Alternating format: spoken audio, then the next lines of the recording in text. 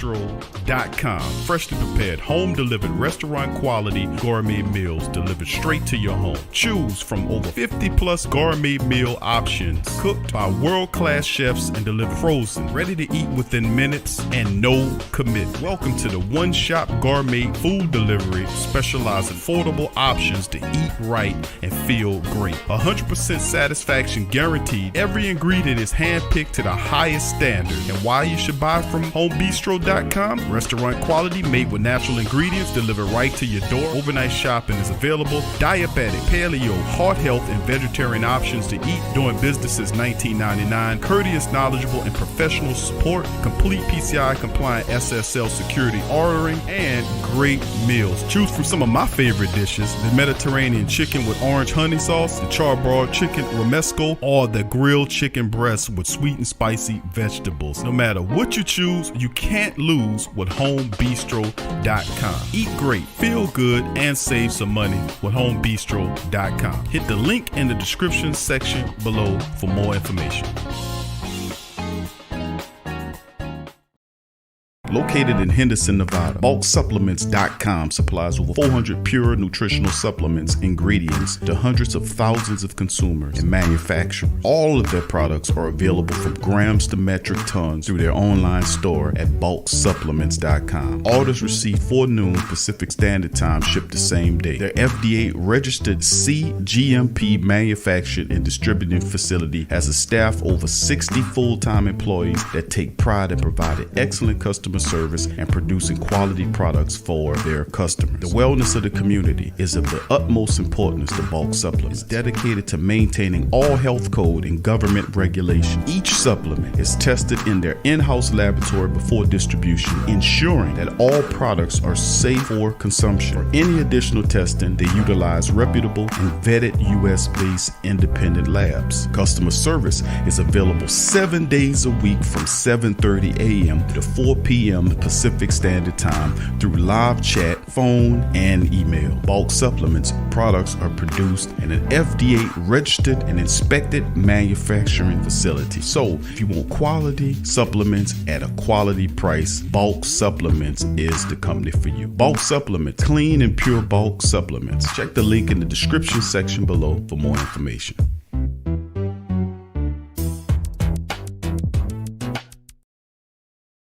TheWhoThatDaily.com. That's right, TheWhoThatDaily.com. Your one-stop shop for everything New Orleans Saints, New Orleans Pelicans, LSU Tigers, and even the top flight boxing news. So if you're a Who That and you're looking for a place to stay up on your team, TheWhoThatDaily.com is your site. TheWhoThatDaily.com for the sport Who That in all of us.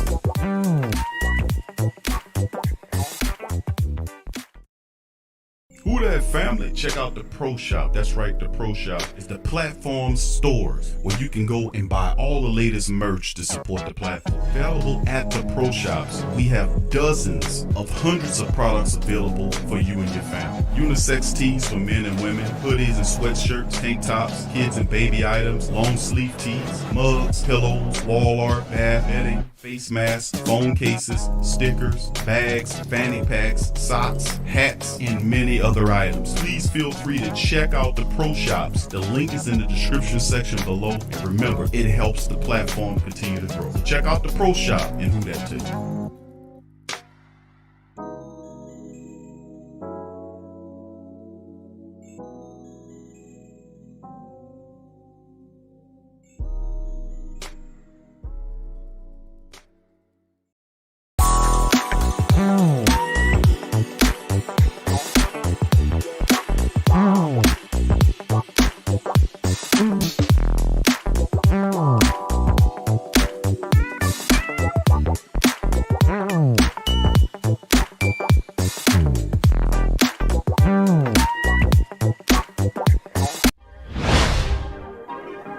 Yeah.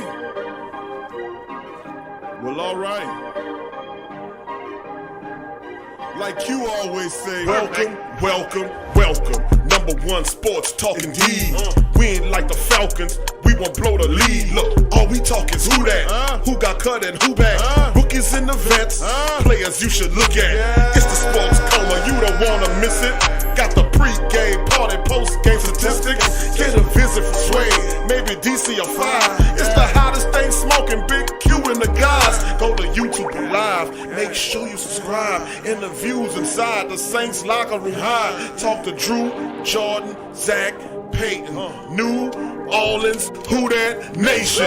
Best believe when I say we bleed gold and black. Ain't a miracle or rivalry could ever hold us back. No, Beastquake, Bounty Gate, let the truth be told. It's the sports coma, all we know is say Super Bowl. Yeah. You're listening to the Sports Coma with Big Q and the guys on the PRO Media Network.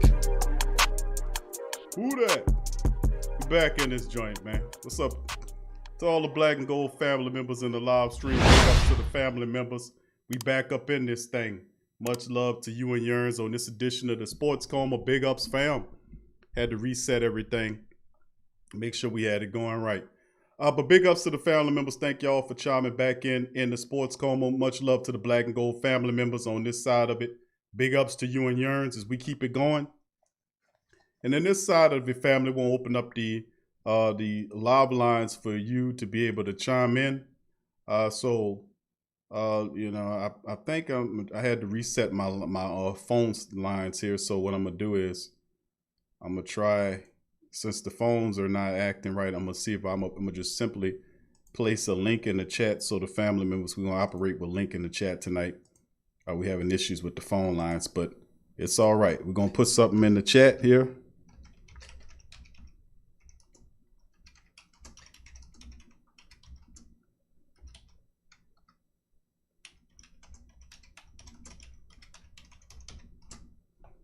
Put something in the chat for the family members to chime in, and the link's in the chat, fam. So feel free to jump in the chat and chime in if you please.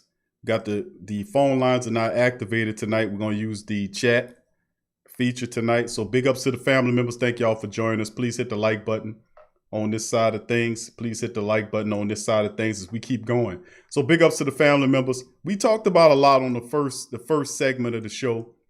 And while more family members get an opportunity to kind of chime in on this thing, I just want to make an announcement to the rest of the Great Saint Think Tank for a second and let everybody know that I have a very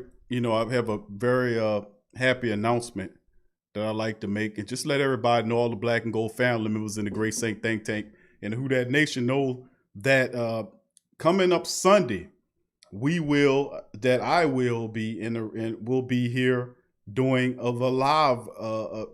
Well, listen, let me put it to you like this.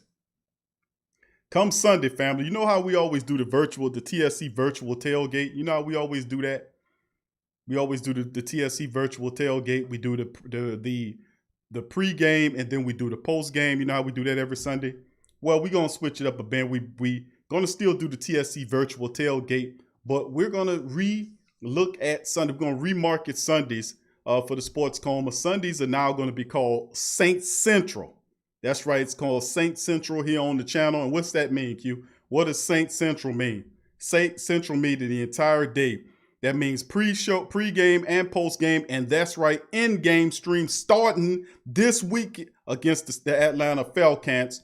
That means we bringing it back, fam. The last time I did an in-game stream was the Minnesota Vikings playoff debacle of last season. But guess what? We bringing it back for the rest of the season. So it'll be known as Saint Central. That's right, family. It'll be known as Saint Central. That means pre-game, during the game, and post-game all day with the Sports Coma here. It's called Saint Central. It's going down starting this Sunday against the Atlanta Falcons.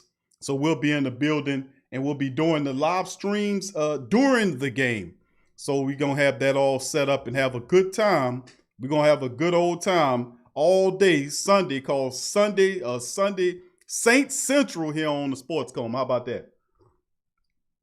So just to let the family members know, we're going to be doing it. We already do the pregame and the postgame, but we're going to be doing in-game stream the whole damn rest of the year. How about that? Big ups to the family members. We're able to work it out with the rest of the team and get everything set up, because I was telling them, I was like, man, I want something, to be kind of, a little difference and whatnot, and we were able to work it out. So big ups to the family members, man, and thank you. I just wanted to let y'all know that that Sundays is also TSC Virtual Tailgate, but it will be rebranded and called Saint Central. I'm just excited about that. Having the pregame and the end game stream and then the post game stream all in the same day. I absolutely love that. It was a long time coming. I had to get my stuff in, get stuff together. I told you, we do 50 something screens, almost close to 60 streams. We just released the On Q with Big Q. That came out today at 5 o'clock as well. The TSC Unleashed was earlier today. We just did the recap show. Now we're doing another one, but we're just kind of breaking it up this time around. I had to reset everything. My settings didn't look right for whatever reason, but we're going to give the family members an opportunity. Thank you, Verlin. Appreciate you, Verlin. Much love, fam. Thank you. Jerry says, I'm ready. Thank you, Verlin. Thank you for your super chat, my friend. Much love to you, cuz. Thank you, bro. Big ups to you.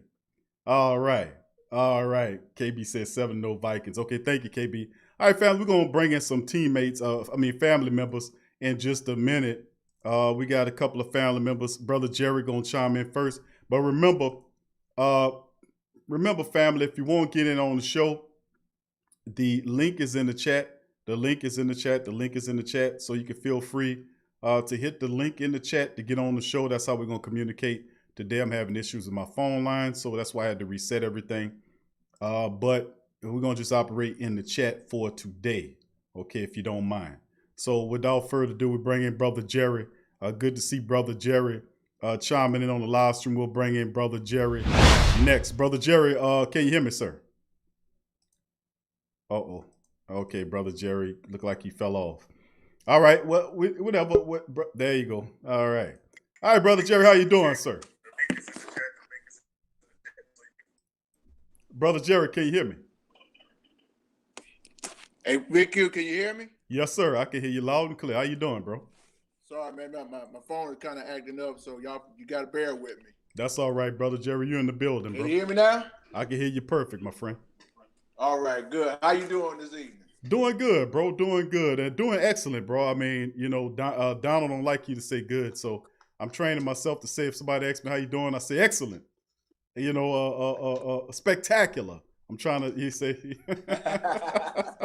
I hear you. You got on me saying good. But what's on your mind, Brother Jay? Oh, man, a lot going on, man.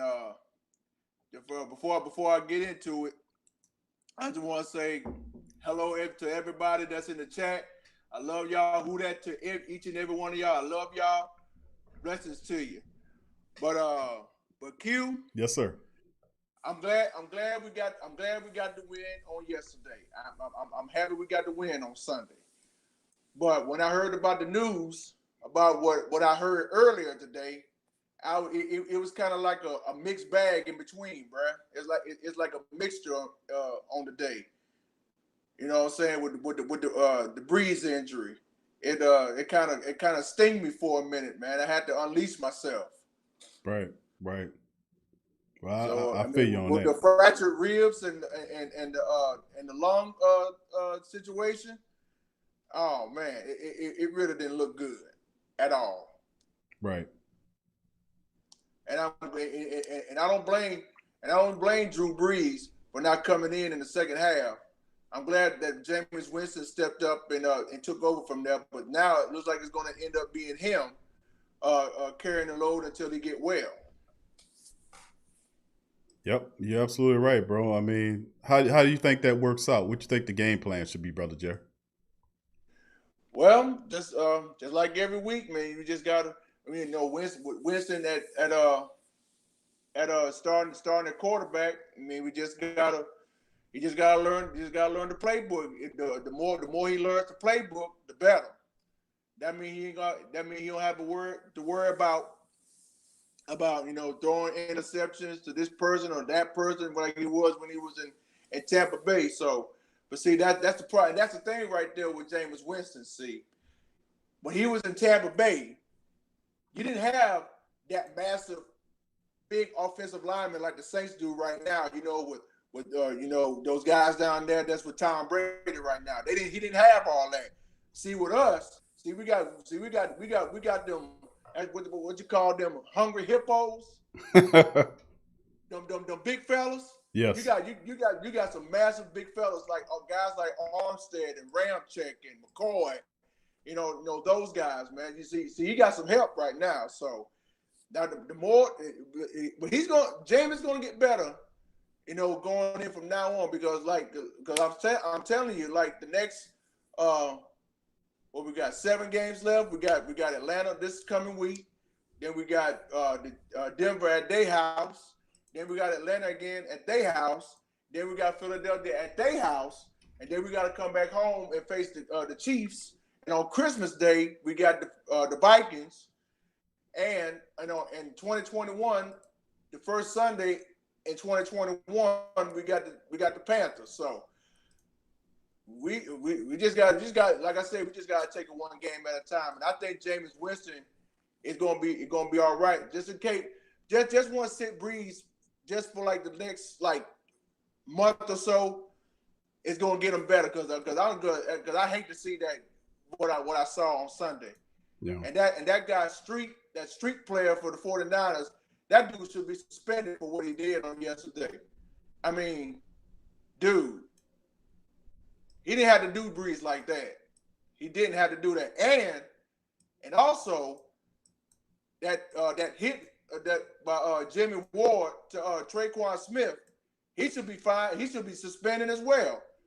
I'm just telling you, Q, the 49ers. I mean, don't get me wrong.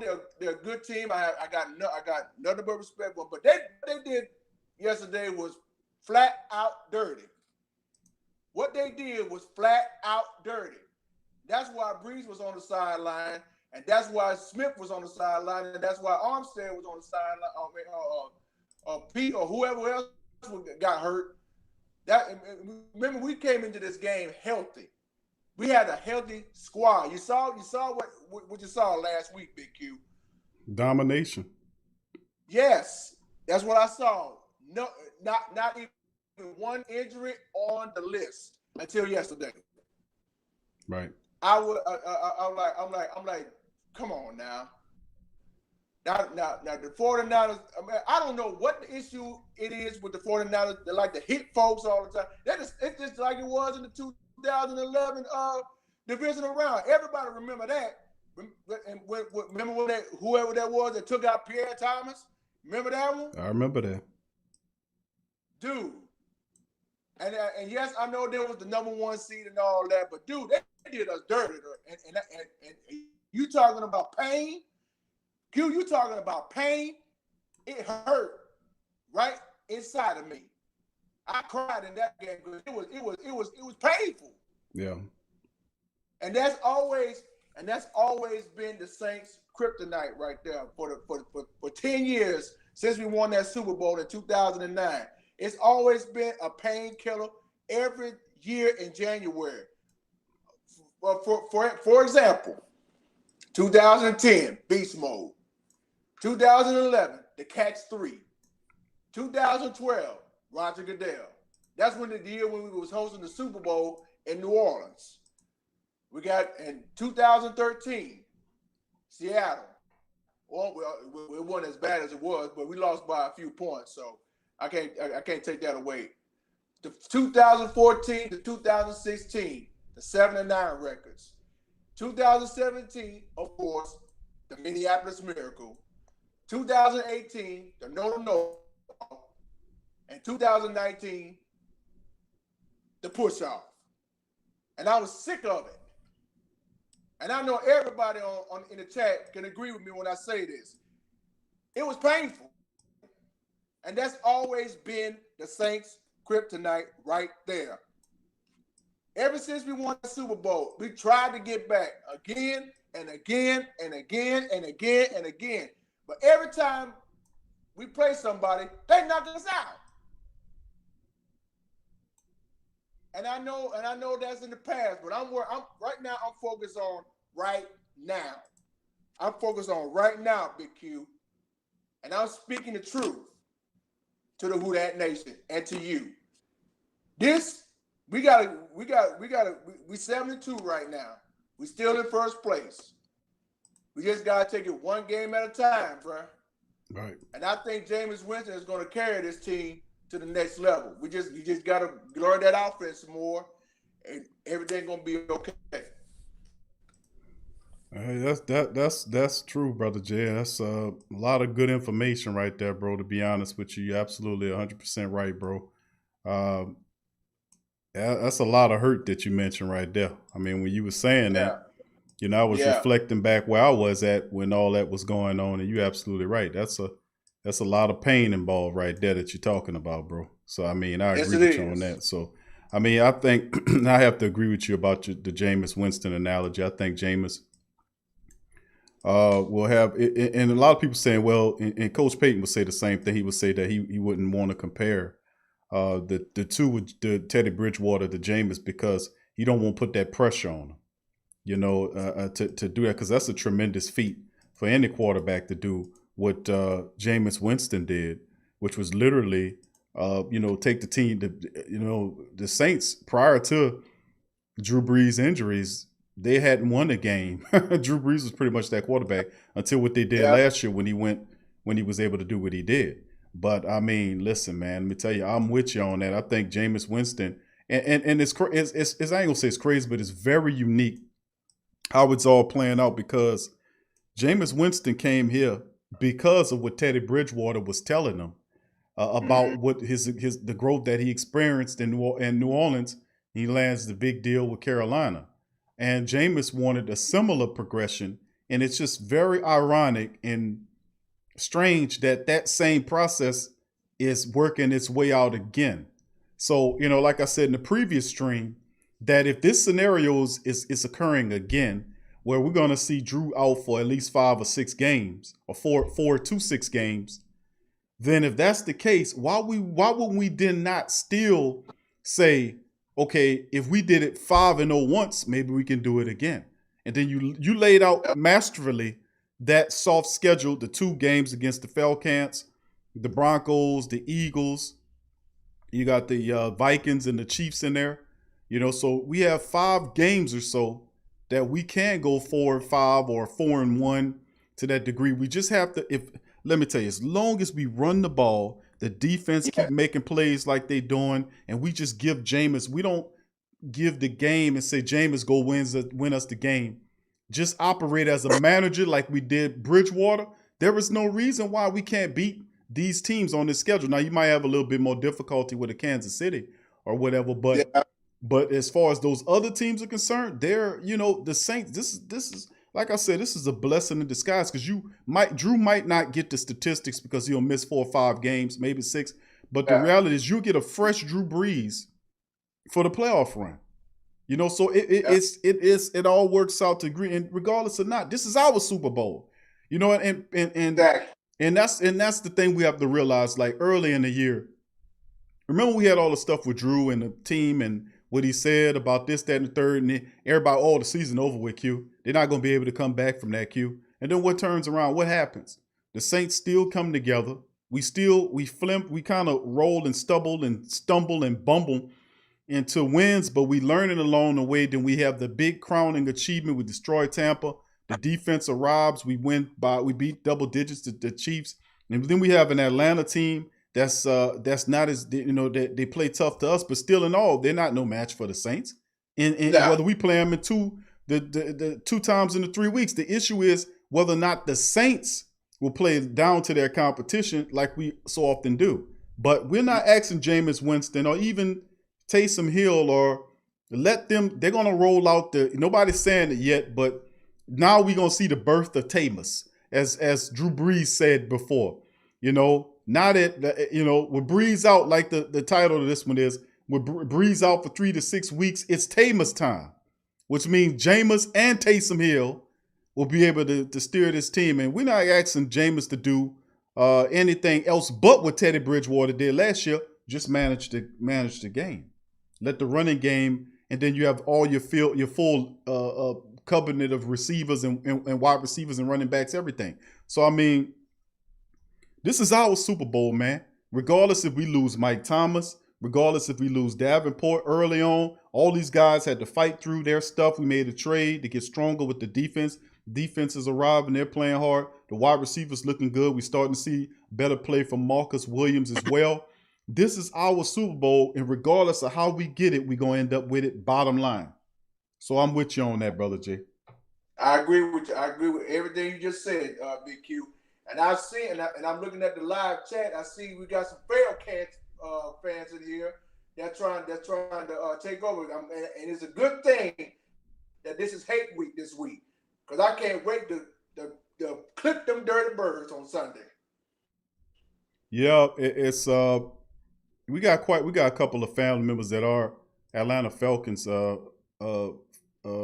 people, but we obviously these guys, whoever they are, they got hammered out of here by one of the moderators. So I mean, once again, I think that was I think it was Tess. I think I'm not sure who it was, but good job on your part.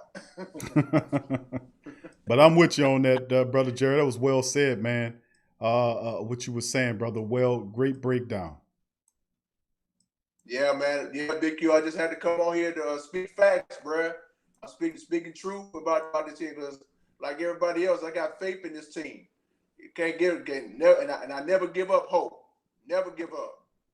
Right. I appreciate that from you, bro, because it's great thing. Like I said, think about it. Now listen, if we can do 5-0 like we did last year when Brees was out, when we had Teddy Bridgewater, guess what? We might do the same thing with Jameis up in there at the starting quarterback while Brees heal up. I believe we can do it again.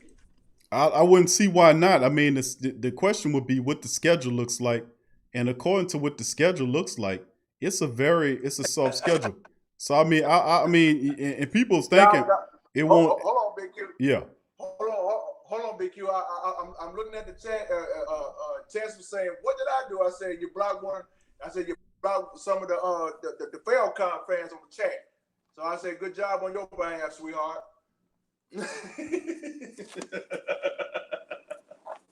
That's all I got. All right, brother Jared. Thank you, bro, for chiming in, man. Thank you. Appreciate that passion, bro, and that's good energy. A lot of family members would love to hear that, man. We thank you for that, bro. Anytime, Big Q. I'm glad I came on here to talk about this, man. But we go, like I said, who that nation? We're gonna be all right. Just keep your head up. Don't lose faith. Never give up hope. And the more we progress, the more we run the football and everything gonna be all right. Hopefully, pretty sooner than you think, we could be already the NFC South champions. We just gotta keep playing the way we're playing, run the football, do better plays. Do everything you can to keep this roller coaster going. Absolutely, you're absolutely right, brother Jay, and we're gonna see it, man. We're gonna sit here and watch the greatness that we know our black and gold team is capable of, man. And this won't be a situation. I know they're sitting in the wait saying, "Well, we're gonna be able to sneak one out of the Saints because Drew Brees is not there." I'm telling you guys that you're sadly mistaken. You won't be able to sneak one out because Drew's not here. We'll be ever mindful of this, and truth be told, you're gonna get a sterner, meaner Saints with that bullish running game.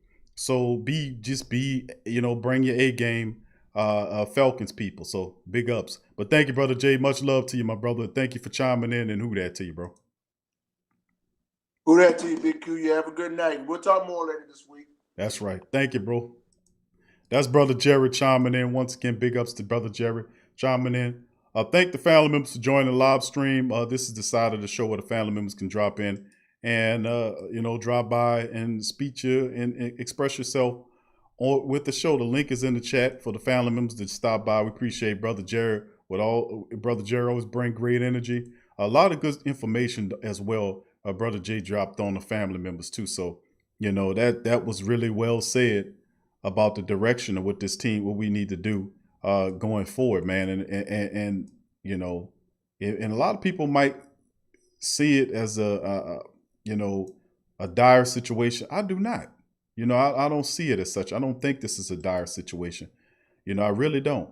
I think this is one of the situations where The Saints will get it right because we built for this. I mean, I'm just be honest with you.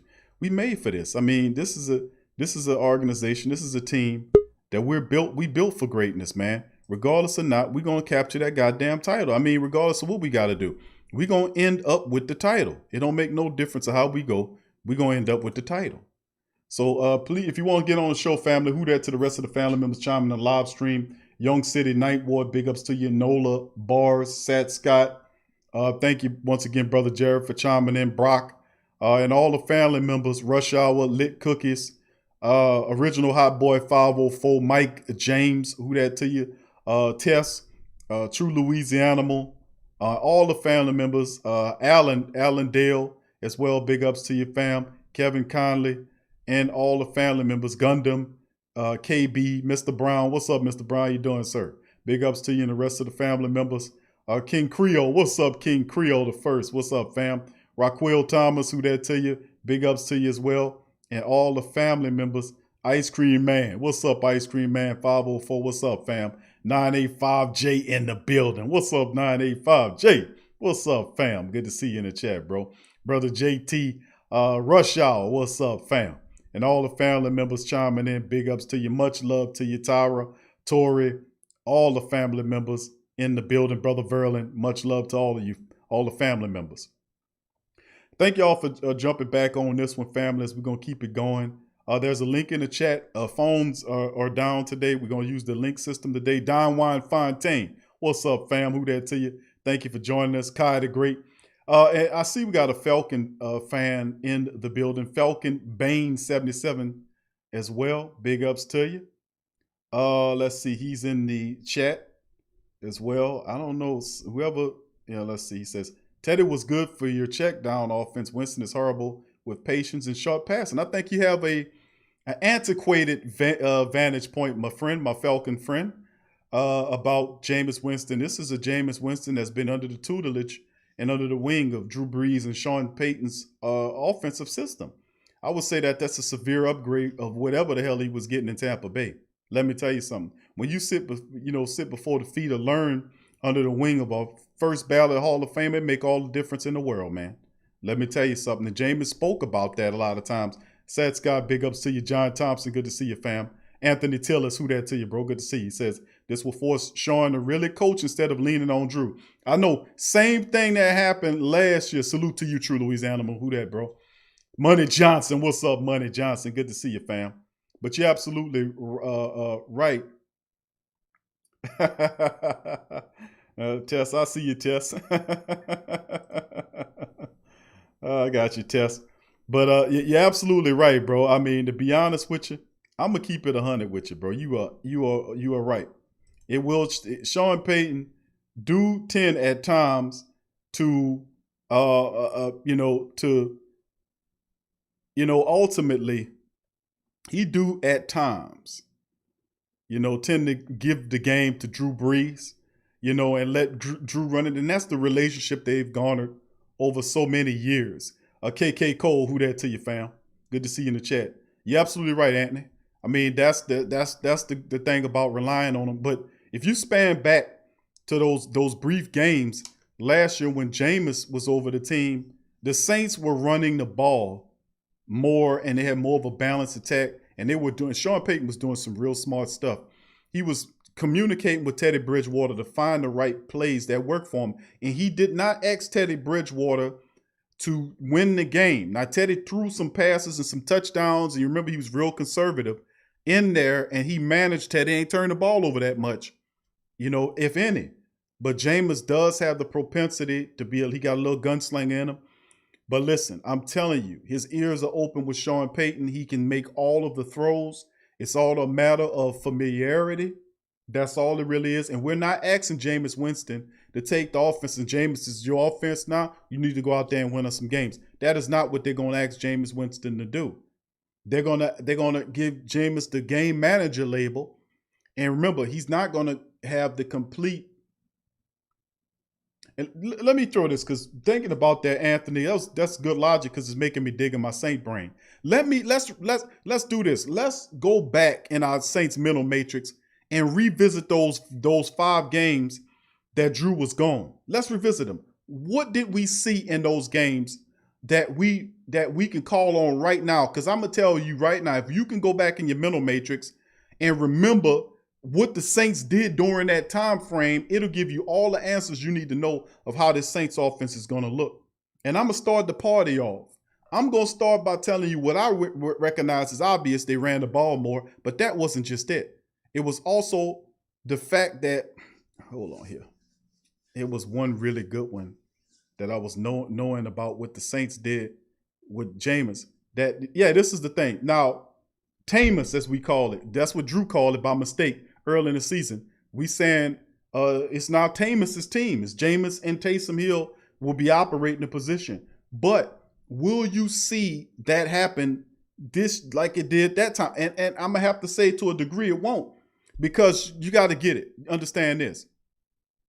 With Drew out, you only have 2 quarterbacks. So you're going to minimize the Taysom Hill package. Y'all remember that? Last year, Taysom, he's getting going now. But remember what happened last year when Teddy Bridgewater took over the team when Drew went out those 5 games. You remember? Y'all remember what happened? Taysom Hill's package was minimized because you couldn't introduce him to the risk, because if he got hurt, then you would only have Jameis Winston. So expect the Taysom Hill package to be minimized. That's one sticking point. I'm going to start the train off by saying that thought. Do y'all remember that? Put one in the chat. Put one in the chat, family, if you remember that. When we thinking about the Taysom Hill package and how they're going to run it in this game for the next 5 or 6, whatever it is, Sean Payton is going to minimize Taysom Hill's package because he's the backup quarterback for Jameis Winston. Doesn't mean that he's not going to play. He's going to play, but he's not going to play like you think he's going to play. You get me? If you go back and remember that, you can understand that Taysom Hill's packages last year was cut down because the Saints don't only have one quarterback besides Taysom there. So if Taysom gets hurt, it's Jameis Winston. So Sean ain't going to be running all them old plays. He's going to run protective plays on Taysom Hill. So you don't want to have him hurt because you only have 2 quarterbacks. Now the Saints, depending on what happened with Drew Brees, the Saints ultimately will have to look at adding a 3rd quarterback, wouldn't they? Or at least put one on the practice squad, wouldn't they? You know, I mean, wouldn't you? I mean, you might have to, because Taysom Hill is not a traditional backup quarterback. You know, I wouldn't even call him that. He's a utility guy that does a lot. But with Drew out, Taysom can't be Taysom. Y'all remember that? All right. Now, I got it going, and there's several other examples. Thank you, Anthony, for bringing that up, man, because he will make him a better coach. He will minimize Taysom Hill, and he will play, but he won't play like what you've been seeing him. So it might stifle Taysom a bit. Now, the thing is, the Saints, depending on what they would do with Drew, should they put him on the injury list? I think they should IR Drew. He'll be out for a minimum of 3 weeks in terms of the IR rules, which means, in my opinion, he's going to be out anywhere between 3 to 6 weeks. So if that's the case, yes, you should IR him and open up the spot so you can add another veteran quarterback. That's out there. We're going to have to add another vet. So, you know, who do you have? You know, I know the Saints ain't crazy enough to go into this game with just 2 quarterbacks. Perhaps they are. But like I said, I just don't think Taysom is going to play like he's playing now. He can't. If he gets hurt, that hurts the hell out of the Saints team. So, you know, that's my perspective on some of the things that you witnessed. What are some other things that we will witness that'll happen with the Saints as well, and how they will adjust that we remember from last year? And people tell you, well, Q, ain't no way in the world they're gonna go 5-0 again. Y'all crazy. Well, you had to be crazy to pick them to go 5-0 last year. And I'm telling you, it's like, well, history repeating itself, but not that part of history. Why the hell not?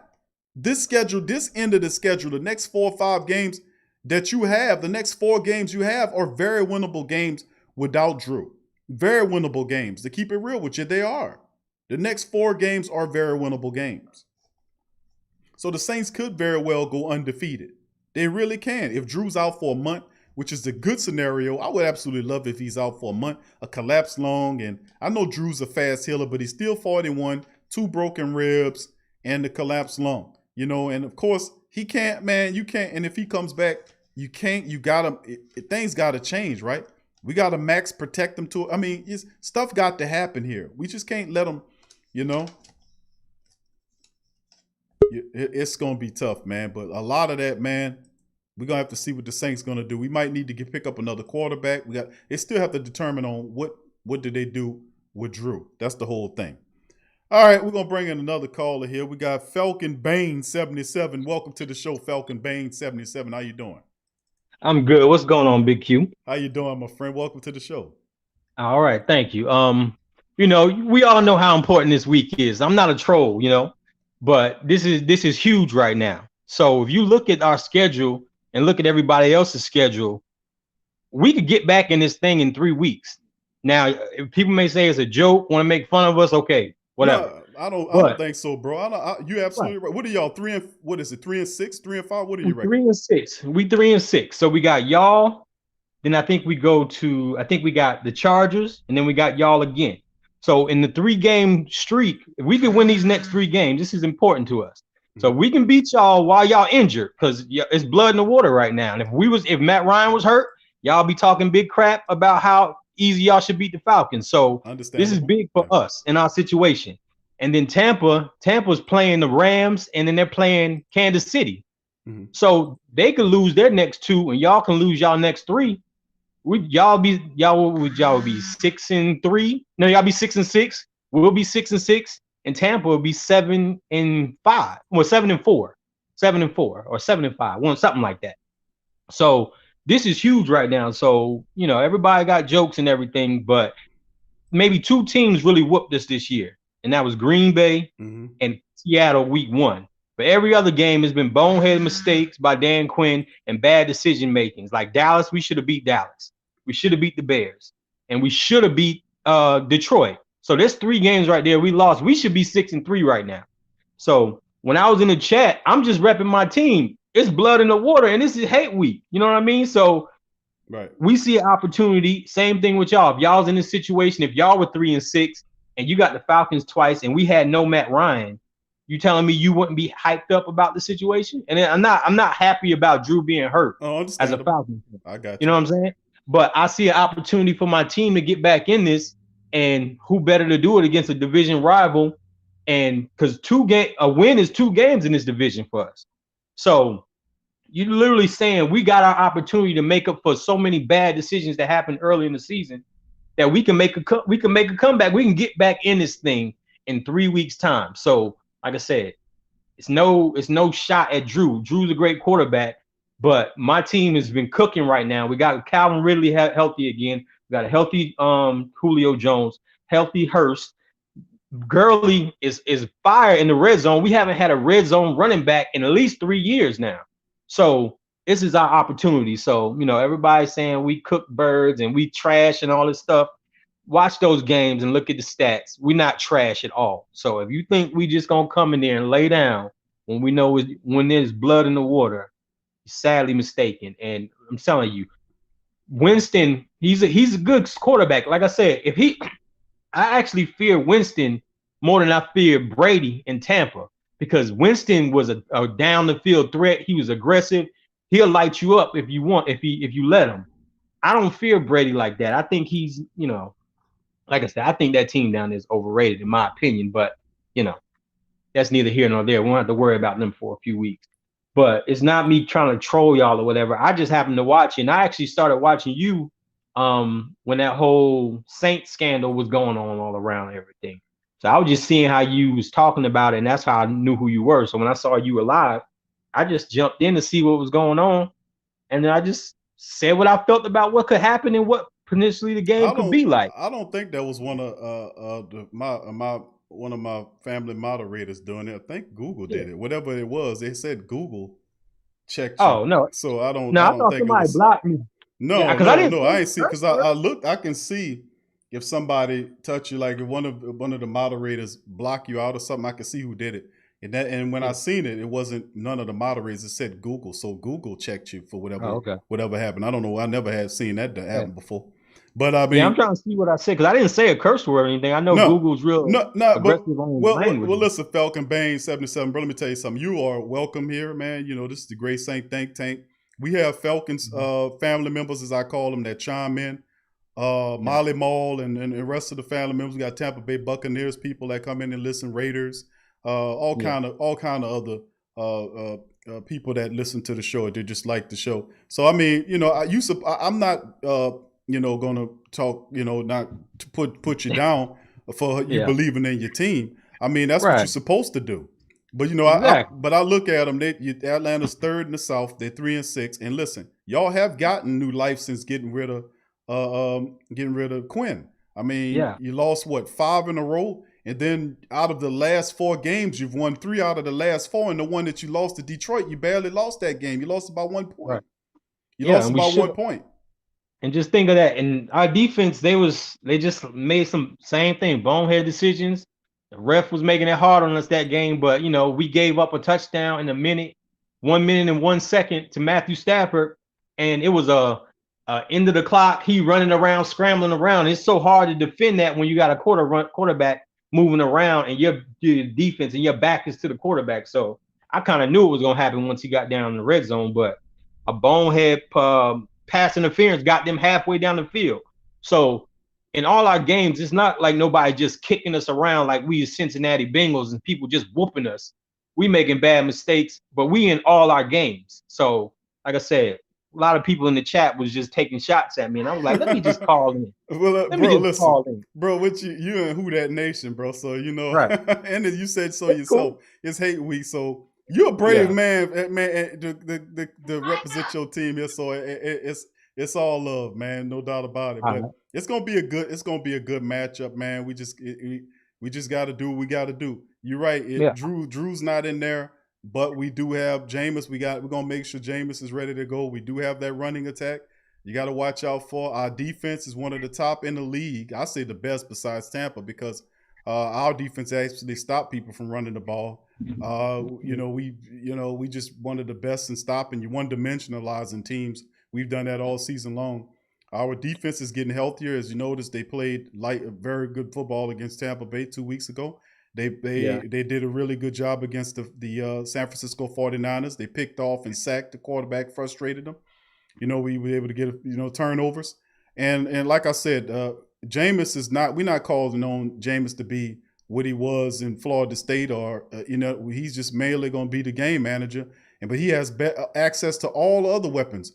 Drew might not be there, but Mike is there. Mike Thomas is there, and he's 100% healthy. Alvin Kamara is there, and he's basically the MVP running candidate in the NFL and in the NFC. And as far as I'm concerned, in scrimmage yards, a guy catching. I mean, he's phenomenal. Emmanuel Sanders is there. Jared Cook is there, and weapons that I don't know you guys know about are also showing out and representing as well. So it's gonna be It's gonna be a really good matchup, my friend. The only thing I want you to do, Falcon Bane, bro, is that you're welcome to come here, but I won't see you after the game. You understand? No, I'll show up, win or lose. Right. I'll come and show up after your post game. Okay. But so and I won't hold your line too long. But we'll talk some football now. So it did not concern you at all that Mullins guy was walking up and down the field on y'all in that first half. That didn't concern you at all? Well, because he's not a good quarterback at all. He's like 14 touchdowns and 18 interceptions in his career, and now you got Matt Ryan coming in there, like a quarterback who's been in this offense for at least 5 straight years now, and is in total control of the offense. I mean, Matt's balling right now. Yeah, I'm familiar with Matt. I think. Your first question you asked me about was I concerned? The thing is, I realized that the defense had to make some adjustments, and I would have been concerned if they had not made the adjustments, and it would have been, a game where they put in the 20s against a backup quarterback and most of their weapons missing. But the Saints made the adjustments. The 49ers were trying to work and trying to hold the ball away from the Saints to keep the offense off there. The defense, and when they went up the field that first time, after that was over with. The Saints were able to corral them.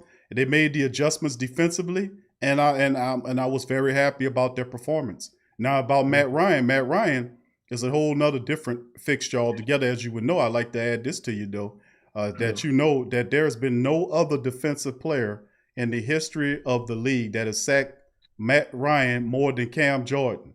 Jordan is healthy.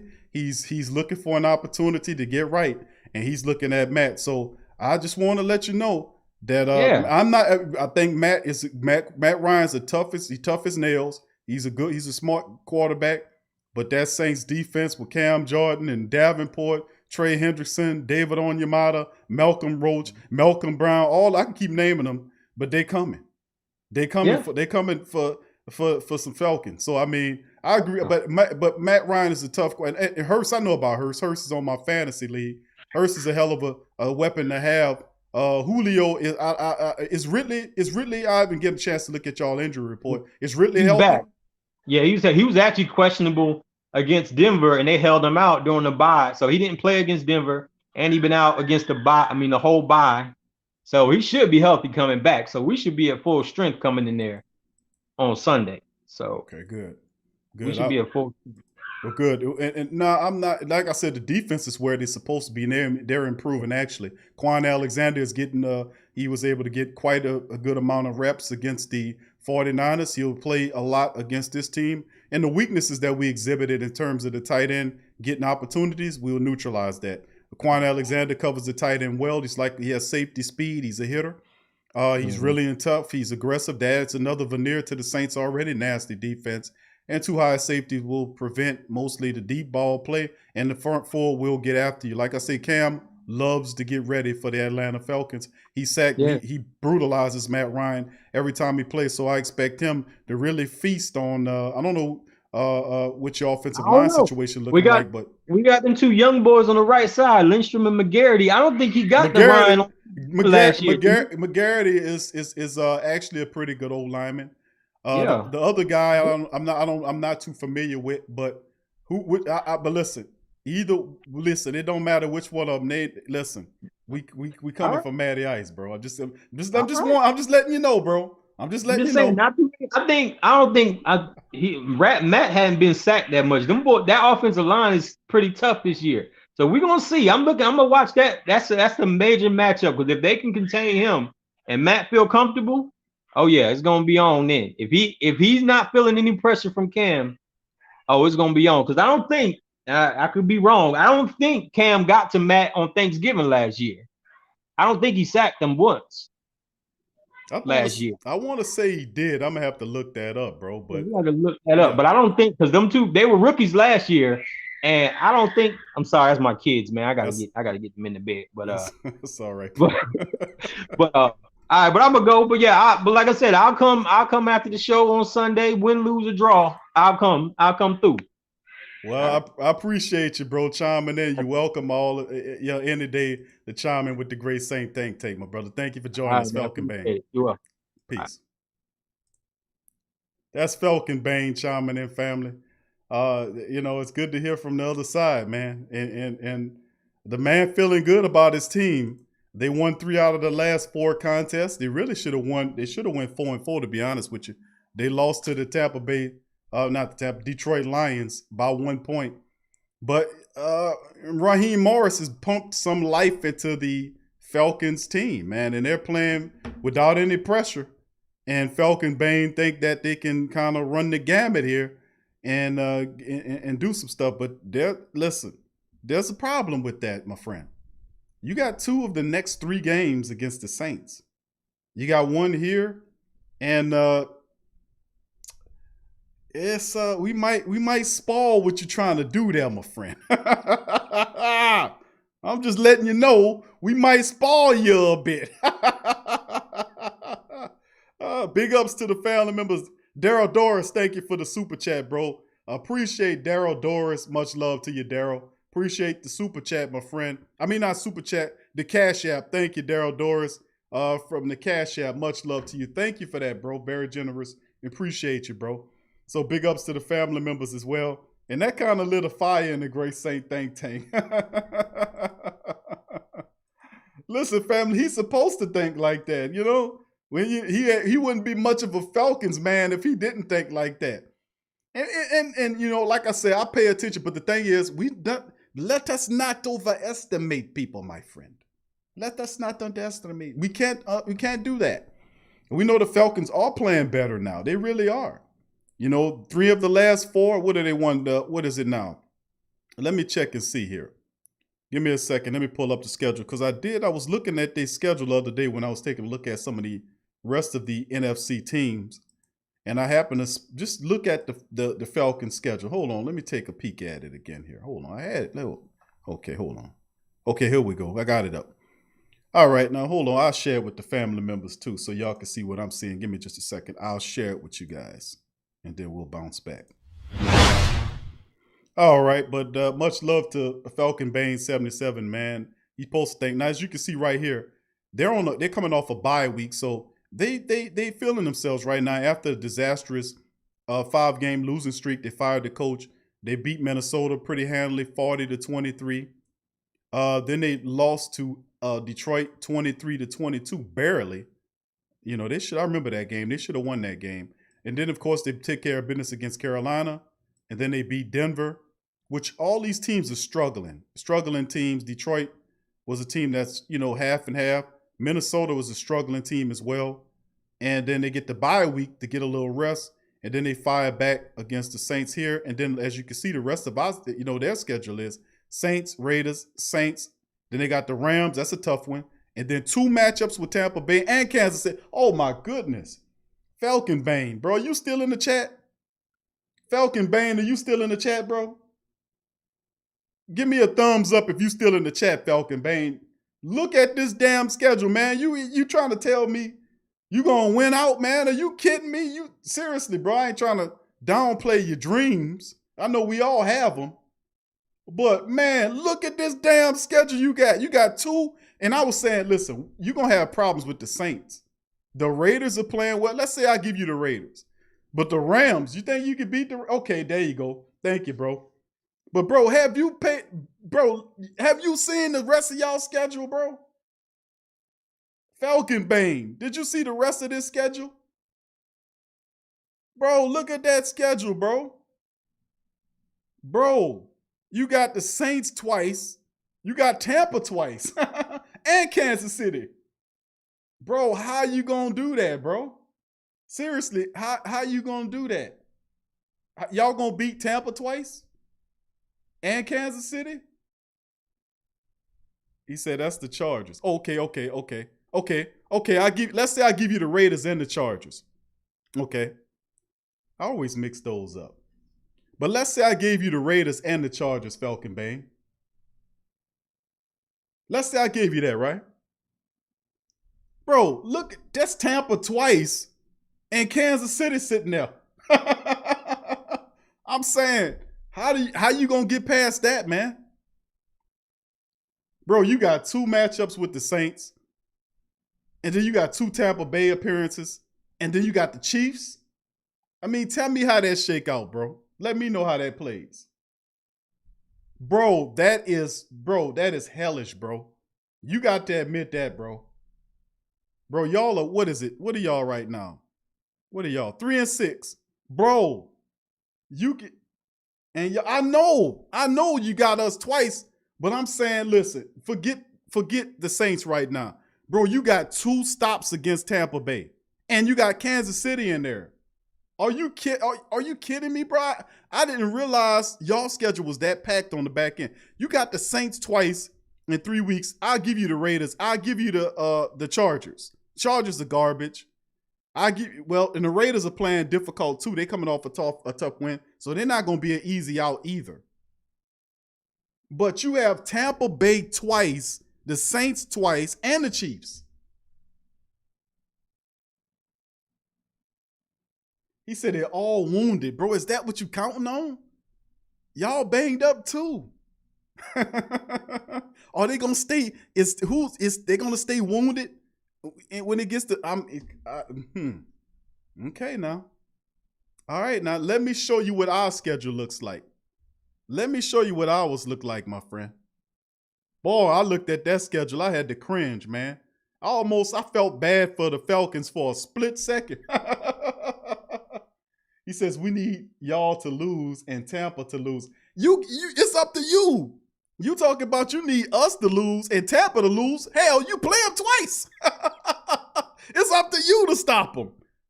Bro, listen, look at our schedule, bro. Look, we got y'all twice. We got Denver. We got y'all twice. We got Philly, they stink. We got Kansas City, Minnesota struggling, and Carolina. Bro. No, bro. You know what? I'm not going to bust the man dreams because everybody got them. And I won't be accused of being a dream killer. Even though I'm a realist, man. But I got you, bro. Per game, I got you, bro. I hear you, bro. You're supposed to think like that, bro. And I applaud you for thinking like that, bro. But good grief, man. Bro, do you not understand how hard it is you're going to be having troubles beating the Saints? The Saints got, I mean, bro, all we missing is Drew Brees. I mean, did we not learn last year that the Saints without Drew Brees still could beat teams? Did we not learn that? You know why? Because we got Alvin Kamara, we got Mike Thomas, and people will say, well, the Saints have the best backup quarterback situation over the last several seasons, and it continues. This guy, Jameis, can make all the throws, and he is prone to make a few mistakes, but you're not asking Jameis Winston to do something out of the ordinary except manage the game. And if anything, he makes him a little bit more dangerous because he can throw the deep ball. And that's something that we ain't seen much early on. So I'm saying once the camaraderie's there, oh my goodness. But I ain't going to bust your dreams, my friend. I appreciate you chiming in on the show, man. You got a lot of courage to come up in here with all these diehard black and gold people up here. It's 100 of them just knocking you around, bro. You know, but I preach. But no, you know what? But the reality is this, man. We the Great Saint Think Tank. And this is these people, these are my family up in this chat. You know, these are the greatest black and gold family members on the planet. They loving, they respectable, they die hard to the core. You know, and the mere fact that we can have a dialogue in a respectable manner, it's just great, man. And we do that with most all of the teams. You know, you got, what other kind of, put them in the chat, family. What other people come here and listen to the Sports Coma that's not, that don't follow the Saints, you know? What, you know, put the teams in the chat. I know we got Raiders people, we got Titans people, we got Falcons people, we have Buccaneers people. You know, they had a couple of Carolina people, I remember. Texans. Who else? There are quite a few of them, you know, that came in here. But I know, but there's a lot of people. They had Dallas, a couple of Dallas people. Y'all put them in the chat. But, you know, the man's team is 3-6, and I'm not going to knock the man team. I don't have to. You know, the Saints are sitting on top of the NFC right now. You know, the man can only dream, man. He can dream. There's nothing wrong with having his dreams. Yeah, Sad Scott says Seattle.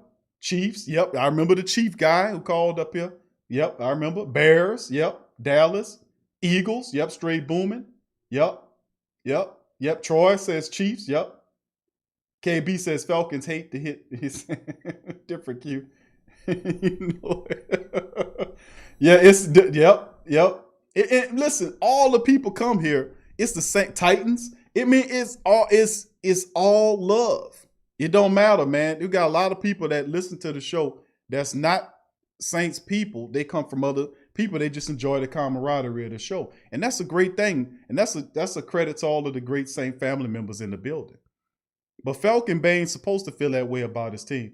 But my man, I seen that schedule and I said, good grief, man.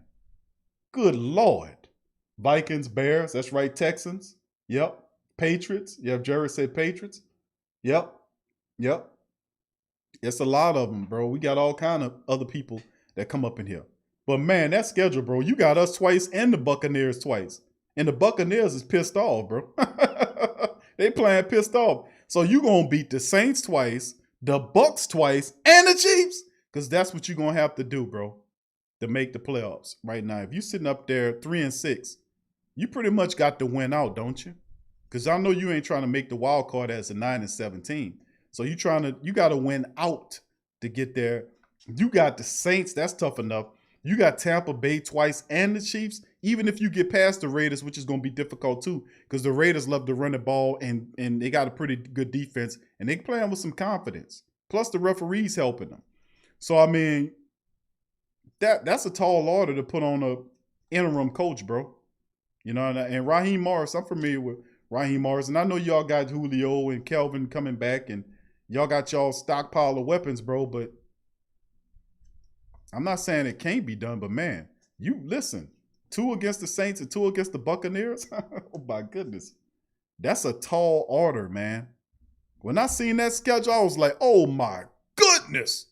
Man, I asked the man, did he see the rest of his own schedule? I needed to make sure that he's seen the rest of his schedule. Good grief. DeWright, who that to you? DeWright, good to see you in the chat, bro. Big ups to you. And I'm talking for the family members that's just joining. I'm just having the conversation with Falcon Bane 77. He just chimed in not too long ago. Very respectable man, you know. Very respectable man. I don't have no angst against nobody teams or nothing, bro. You know how I cut up. The family members know I cut up and get on you if you're a disrespectful fan. And this man obviously isn't a disrespectful follower of his team. So I'm not upset him. I expect him to represent here and come on here and take up for his squad. So, you know, I respect that for real. I do. DJ, big ups to you. Good to see you in the chat. J-Rock, what's up, fam? Big ups to you as well. Good to see you in the chat. Tess and the rest of the family members. Brother JT, Peter. Who that to you, Peter? Good to see you in the chat, bro. All right. But that's the thing that I going forward. And remember, family, the link is in the chat. You won't get on. Just like Falcon Bane and Brother Jay, they were able to chime in on the show. The link is in the chat for the family members. The family members, man, they had made it tonight. That was a good one. But it's always good to hear people chime in. It is hate week. The man is right. And it's always good to hear the other people's perspective, man, even if you agree upon it or not. I mean, good grief, man. That schedule, that's a hard cold schedule that man got, man, for them to do. That's a hard cold schedule. Even though they might be missing a few pieces here and there, most of these teams you talk about beating, they got a great stockpile of weapons. And even if you talk about missing Drew, you right, say, well, there's blood in the water. I don't know about that. You know, prior to last year, you might have felt that way, but, you know, we upset by how Drew got slammed down. We know he'll come back before the year end.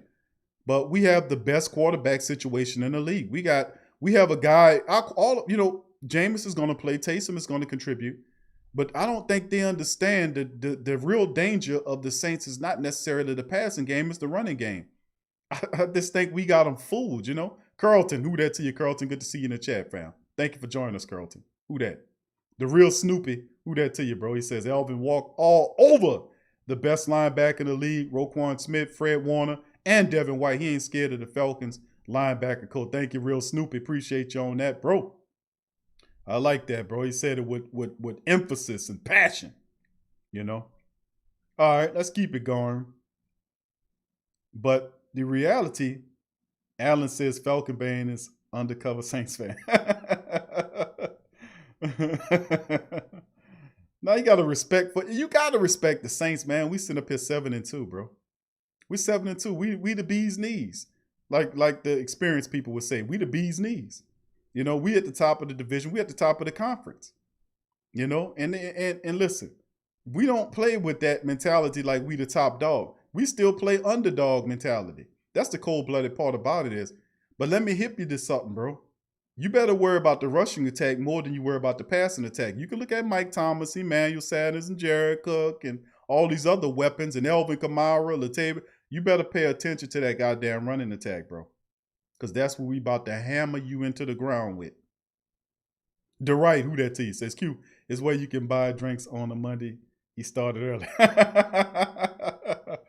No, I don't think so, bro. I think Falcon Bane he said, who have y'all beat? The man said, who have we beat? You know, I guess we ain't beat nobody to be 7-2, huh?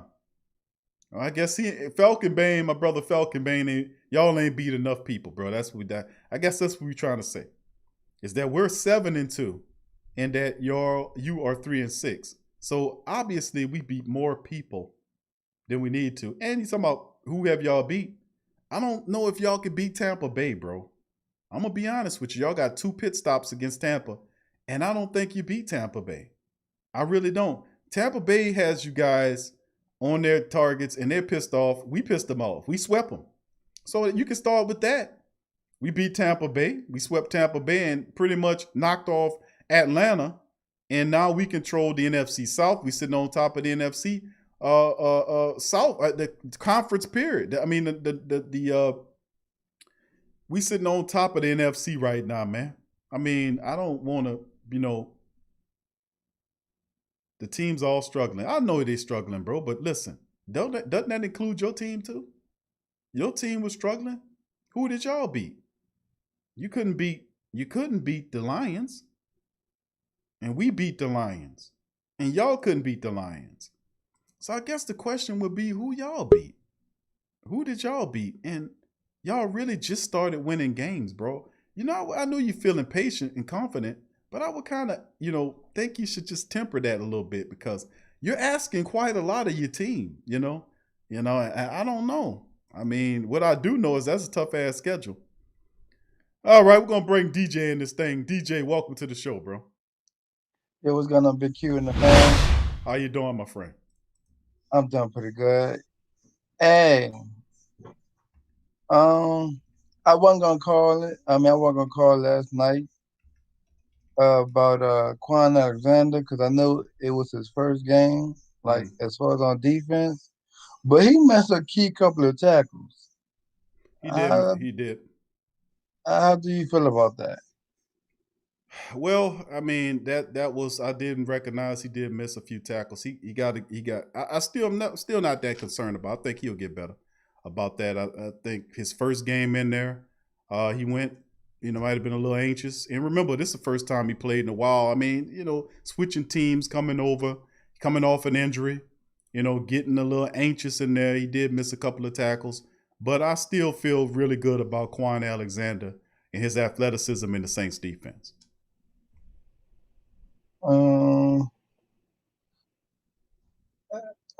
Big Q, bro. We got Atlanta, bro. What's the Q? Well, I mean, we got to take care of business. We got to stuff the run, which we gonna do. We natural born. We one dimensionalize you at go. When they blow the whistle, you can't run the ball. That's just how we play it. And then of course it'll be on the back of on the arm of Matty Ice to hit his weapons to hit Hurst. He loves throwing the ball to the tight end. You got Julio there. Kelvin is supposed to be back according to our friend Falcon Bain. So we're not scared of no ghosts. I mean, we're going to put that pressure on you. Cam going to show up with a multi-sack game. We're going to get them turnovers out you. And then the first game is down here. And we just got to take care of business, man, like we usually do against the Falcons. And we got to stay focused. So Falcon Bang, tell him our special teams ain't blowing the onside kick though. Well, I know, and that's what I'm saying, man. When you sitting at the top of the NFC, and really trust me, man, Atlanta was struggling, man. They barely beat the Lions. I got to give them credit, though. They won 3 of the last 4 games before the bye. So there's a renewed confidence after dropping 5 in a row underneath Dan Quinn. And I think in order to get to the playoffs, they have to win out. And that means beating us twice, beating Tampa Bay twice, and Kansas City. All those teams are picked by people. The Saints, the Chiefs are defending champions. They're playing really well right now. The Saints lose Drew Brees, but everything else is clicking for us. We're going to put him in there, Jameis in there to manage, and that opens up the deep ball too. So, I mean, I think they need to not think this is going to be something easy for them. It won't. We're going to tailor fit this thing for Jameis, and Jameis is going to bring the deep ball dimension. We're still going to utilize Taysom Hill. The Saints defense is locking in, and they're going to get after the quarterback. They're going to get it just like Cam always do. He gets after, he beats those whoever you put there. It don't matter what tackle you put over there. The Saints always tend to get the best of them. So at the end of the day, we're going to handle business like we always do, man. And like I say, one game at a time. We're not going to estimate the Falcons because the man right. Falcons are playing good football right now. They're playing better football than they played all damn season long. And they're feeling good. No pressures on Atlanta. So no pressures on Atlanta to do anything so they can play free and wild. You get me? So, I mean, there's no pressure on them to do nothing. We just got to take care of business, man. That's all. So I have a question. Mm-hmm. Well, I actually have 2. My first question is, with Jameis being our starter for right now, do you think that Michael Thomas is still going to be doing slant routes? Because you know Jameis got an arm. So do you think? I mean, I'm pretty sure he's going to do slant He gonna routes, do slant routes, but bro. not in. I mean, well, let me make that clear. He's going to be doing slant routes, but not efficient as if Drew Brees was in now. Do you think he'll have fly routes or some of that nature on Jameis Winston? I think they'll mix it up because the reality is you won't get usually with a guy like Jameis, you won't get him the check down throws, the short throws, the slants, and even if you could throw a curl or two in there, routes like that to build up a rhythm for the passer so he can have a rhythm early. I think that's a major part of getting him confident is to get him out there where he can have these quick decisive throws to build up a little harmony and synergy and get his rhythm going, to get his target sinking, to get him on target, to get his accuracy together. Now, and I do think that the Saints, with Jameis having a live arm, they can open it up on the back end. With Sean Payton knew at times that he wanted the deep stuff. Well, Jameis can throw the deep stuff, so we'll see how that shakes. But I don't think they eliminate the slant routes from Mike Thomas and stuff like that. I think they still utilize that because he still needs to get a harmony with whoever it's going to be. I don't know which one of the wide receivers that Jameis is going to get on goal with. Is it Mike? Is it Emmanuel? Is it Jared? Is it Elvin? It depends. But we'll see how it goes. But I don't think it sways, in terms of him not running I think he does other things, but in terms of him not doing the slot, that's just a given. We just got to get Jameis Winston out the gate when he throws the ball, give him those little check down throws, those slants, let him catch the ball, get a little rhythm, get a confidence going. Thank you, Dada, for your super chat, bro. Thank you. He says, number one, speaking on this, but nobody has a defensive game plan for Jameis. Nobody knows how Peyton will use him. And that's true, bro. You're absolutely right. And truth be told, right now, Sean Payton hasn't named the starter. Even though we thinking it's going to be Jameis based on what we know about Sean Payton. But he could say, you know what, we're going to go with Taysom as the quarterback. What if he does that? And even though you're like, okay, he has limited exposure to the book, but, he has that option. And he's trying to use that so that the opposition team, that a Falcons Bane squad won't know who to prepare for. And you're absolutely right. There's no tape on Jameis to study. You got to go back to Texans to the Tampa Bay Buccaneers of last year to study tape on Jameis Winston. That's not any good indicator to find out what he looks like in the Saints offense. So really we can get away with busting ass right quick until they build up enough tape on Jameis to see what he looks like in the Saints offense. But what if he looks like Teddy, a deeper throwing ball Teddy Bridgewater manager type guy? What if he looks like that in there? So, I mean, it's a lot of great things to spin, but I just know that the Saints are going to have this guy ready to play ball because they're not going to ask him to win games, not to lose them.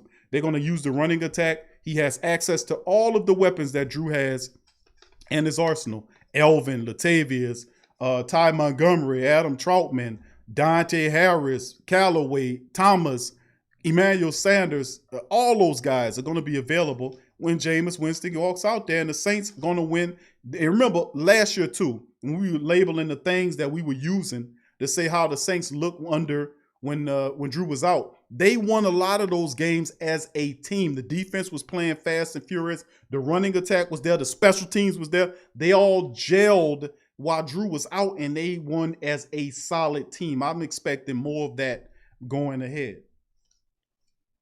And what's the second question, DJ? My second question, it don't deals with the Saints, but are you going to do a video after the draft this winter, or are you doing everything Friday? A video? You're saying on what, DJ? The draft, like, are you doing it like right after the draft, or are you doing everything Friday? Well, we probably do a draft video, bro. I was thinking about that. We was talking it over. We might do one during the actual draft. Might have a stream during the draft with the Pelicans because we have 1, 2, 3. We got 4 picks. I won't say got three second rounders and 1 first rounder, and plus they anticipate making moves and trades as well. So yeah, we would probably end up doing a live stream during the draft, and doing it like that, just to let you know. We just didn't roll that out, but that was something that we probably would have brung real soon. But we'll see how it situates, because I think we'll have DC there, as well as we'll get chimed in from the family members that will get chime in and tell who they think we should draft. So we'll probably end up doing an in-stream, a live stream during the draft is what I'm saying, DJ. I got the well, I'll be there Wednesday and Friday. So whatever you decide to do, I'm now. Oh yes, sir. Well, I appreciate it, bro. And we got some more news, because Stan Van Gundy has filled out the rest of his staff. He got Teresa Witherspoon as a player development coach. Corey Brewer is on the squad now. Yeah, and he looked like he almost have his assistants done. Will Weaver is not going to be on according to what we knowing. Will Weaver looks like he's going to take an assistant job in Houston, and that was one guy I wanted them to add, because that would have been a nice addition. But obviously not right now. But you never know, man. All right, go ahead, Big Q. I just wanted to chime in because I wanted to chime in yesterday, but I'm like, nah, I'm gonna leave him alone. All right. Well, I appreciate you chiming in, bro. Who that to you, and we'll peep you later. You too. Peace. That's DJ, man. Big ups to DJ. We're gonna bring in Last Saint in the building. Last Saint, how you doing today, bro? Woo! What's going on, bro? W's. I'm 4-2. God damn. What's going on with you, my brother? How you doing today? I'm good. I'm great. I'm great, man. I'm good. What you think? Can't wait to see Jameis throw 3 interceptions and 5 TDs. Can't wait to see that. I don't anticipate Jameis doing that there, Last Saint. I don't think Jameis is gonna throw 5 what you said, 5 interceptions. No, I said 3 interceptions and 5 TDs. I can't wait to see it. And I can't wait to see Taysom Hill, fumble, get a 30-yard rush, and then fumble 3 yards before a TD. I'm hoping not to see. I don't think that's gonna happen, bro, and I'm hoping that doesn't happen. But I don't want to spoil it for you. But I'm damn sure I'm hoping it doesn't happen. But we'll be fine. We'll be fine. How do you think it plays, bro, with Drew? Obviously, Drew's we're looking at maybe conservatively. They saying 3 weeks. I say realistic timeline for him to return is between 5 to 6 weeks. Yeah. That's too early. How do you see it playing in terms of that? And then how do you think Sean uses Jameis and Taysom, or as Drew called them, TAYMUS? TAYMUS. Well, first thing I'm gonna say is Drew Brees is probably gonna be out for, I would say, 6 at the least. I mean, you got fractured ribs and a collapsed lung, so of course you're gonna have to heal. Plus, he's old. He's old too. I think they were saying he was playing with a broken rib the other game. Yeah, it's something he picked up against Tampa Bay. He was playing with it, getting shots in it. Now he just had to sit down, bro. He had that surgery, that sore shoulder. He just has to sit down for a little bit, bro, and he'll come back just in time for the playoffs. And that works, because that's what it's all about. We just need Drew for the playoffs, and we have to protect him. We have to run the ball, and everybody. We should be fine. Mm-hmm. Yeah, we should be. I think we'll do fine. I think we have a good chance of going back to 13-3. I think we can go 14-2 if we cut the mistakes down, just with the turnovers. Jameis Winston, the only problem I'd have with him is forcing plays. He's kind of Brett Favre-esque. He's trying to force shots. Yeah, gunslinger. Mm-hmm. And I don't think this offense is for that. Of course, he's going to be taking deep shots down the field. Can't wait to see that, especially to Deontay Harris, because him and Emmanuel Sanders. Oh man, it's beautiful. I know, isn't that? I can see it right now. That's the part Last Saint, that a lot of family members, including myself, was really amped about. It's like, okay, I see, Drew's not there, but they forgetting that. Listen, how dangerous the Saints look with a deep game. Now you got to worry about the deep ball now. So you got to get them guys back. And then that leave all that open space for Kamara and Latavius to cut up. Come on with it. Let's go. And What you Michael talking Thomas about? to run them slants, man. Michael Thomas reminded me of my dreams, like him running down the field. Like you know how when you fighting in your dream and you like really slow, you can't block. That's how I remind me of Michael Thomas running down the field. I don't know, it don't make sense. But I'm happy, I'm excited, I'm elated. I'm my dreams came true. To see Jameis Winston throwing that ball 50 yards down the field. Oh man, I can't wait to see that. Because Emmanuel Sanders was dicing teams up last year, especially that 49ers game. Good God. And in that Super Bowl where when Jimmy G underthrew him, Mhm. that was a TD right there. Right. I can't wait to see this man because I ain't got no faith in Traquan Smith. That dude, look, I told you. You remember what I kept telling you? Every time he get the ball, he get killed. So I can't, But so I that can't wasn't see it. that wasn't on him, bro. That wasn't on him, bro. That was some dirtiness right there. And listen, he hadn't gotten over. He's gotten over that fear of going inside the middle. But that you're not supposed to do that. You're not supposed to. The guy wasn't supposed to hit him upside his head like that. He was rotten pool for that, man. Yeah, that's true. But he still get murdered every time he touched that ball for some odd reason. At least he a tank though. Yeah, man, I gotta respect the Traquan Smith, man. He's gotten better. He's solved that issue. He's been all around.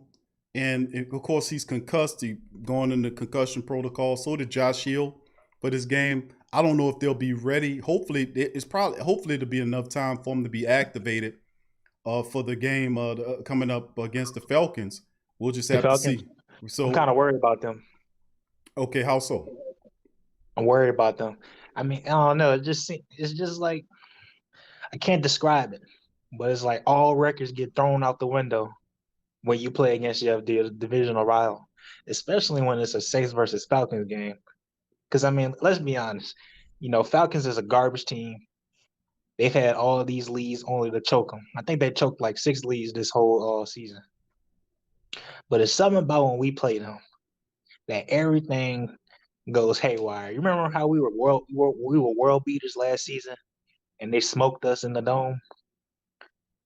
I don't know if it was that season or 2018, one of them. But it's Uh, like it's weird, it's odd.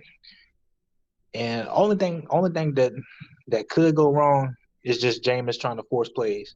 That's why I think you'll see a lot of flat routes to either running back, a few slants, and a couple deep balls. But I think our defense has finally risen though, because our defense normally gets better in the mid season, or we start collapsing on these offenses. So I can think you can see or say you can see a lot of Matt Ryan cursing. You can see him screaming, dropping F-bombs all game, getting sacked and hit hard. Cause I remember last season he got hit so hard. He looked at the ref and he just had a temper tantrum. He smacked the ground. He said, "Ah," just mad. I can't wait to see that. I think the only game that to look forward to is that Chiefs game. The Chiefs game and the Vikings game because Vikings seem to have weird matchups with us. They're like our total opposite. They're like our yin and yang for some reason. I don't know if it's because of that NFC championship back mm, then or what. But I think our defense has enough juice, to get everything crushed down and rolling. mm-hmm. So I think we're good on that front. Right. I mean, I gotta agree with you, bro. I think us as a team, man. I mean, we facing no doubt about it. We definitely got to take care of business. It's the same. It's history repeating itself. I mean, History repeating itself, man. it is, and this we actually sitting up here watching it, and it happened last year. Drew gets knocked out. Jameis Winston is playing the role of Teddy Bridgewater. Do we expect him to go 5-0? I'm expecting him to go 5-0 because this team was more talented than the team we had last year. I Wide mean, receiver away, man.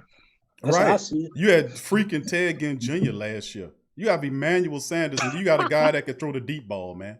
I mean, you And you got got Marcus Callaway too. Callaway's You got that there. guy out of nowhere. Deontay Harris is there. I mean, you Got your got punt returner as a wide receiver. bro, you got guys that can stretch the field. It creates a whole new set of problems for everybody in the league. When you got a guy that can throw the deep ball, and you got to get him familiar with the system. But best believe that Sean Payton is going to have those deep ball throws in there, and that'll help out the Saints' rushing attack, which they're going to start running the ball because they're not going to put everything on Jameis Winston to win for the Saints. They're not going to do that. That's not. They're going to operate with the same mindset of what they did last year with Teddy Bridgewater. And the crazy part about it is Jameis Winston came here to do what Teddy Bridgewater did, which is to learn the system and have a renaissance for his career, and then and become a franchise quarterback again. He's playing Teddy Bridgewater of yesteryear, and he has better weapons than what he had the previous year. It's just the defense is amazing. It's playing really well the last several games. They've woken up. You got Quan Alexander there. He had a few plays that he didn't look too good on with the missed tackles, but the majority of the stuff I like, and he'll only get better in the Saints defense covering the tight end. Saints rushing attack, nothing wrong with it, and all the wide receivers are healthy. What more can I say about that? I don't think you can say nothing because we got two vicious linebackers, two dangerous linebackers. You got your cornerbacks not choking anymore. Mm-hmm. Right. I remember that picture you had posted of the usual suspects. Yep. And whatchamacallit, I can't even think of that. Mullins, whatever the hell his name is, that quarterback. He tried to play games with him, and he got picked off. Yep. And normally that would have been a touchdown. Yeah, Pat Robertson got him for one. So I mean, Pat Robertson got him for one. Yep, he got one. The only thing that's making me angry. I you know how they tell you don't watch the news. I was watching a lot of fake news. Okay. Because they were trying to say, you know what they're trying to say, man. They were trying to say who is the best team in the NFC South, and I was like, didn't we clear this up 2 weeks ago? I was saying, didn't we clear this up 2 weeks ago? They kept saying, who's the best team out of the Saints and the Buccaneers? Buccaneers got all his weapons. I'm like, come on, man. We just proved it to you. It was the best team. We just swept this team. And we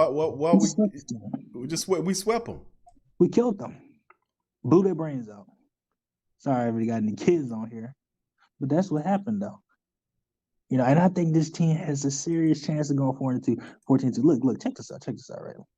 Understand this. They're finally doing, because we already know what's about to happen. They're about to start pounding the ball down the field. They're about to do what we thought they should have been doing earlier this season. This team should have been undefeated. That's Las Vegas loss, this Packers loss. This is all on the coaching staff. Because think about it, the Packers are not a good team. They're 13-3. That 13-3 season, last season, that was very deceiving. That was a fluke. You understand? Now look at this season. They're losing games to these bad teams. They're bullying these bad teams, just like the Buccaneers. That's why I was telling people, I said, hey, this Buccaneers game was going to be a shootout or a blowout. Because like I said, Daniel Jones is not a good quarterback, or at least he's trying. And he blew through 3 blown coverages against that secondary with the Buccaneers. All right. This season is the season for the Saints to march in and take the number 1 seed.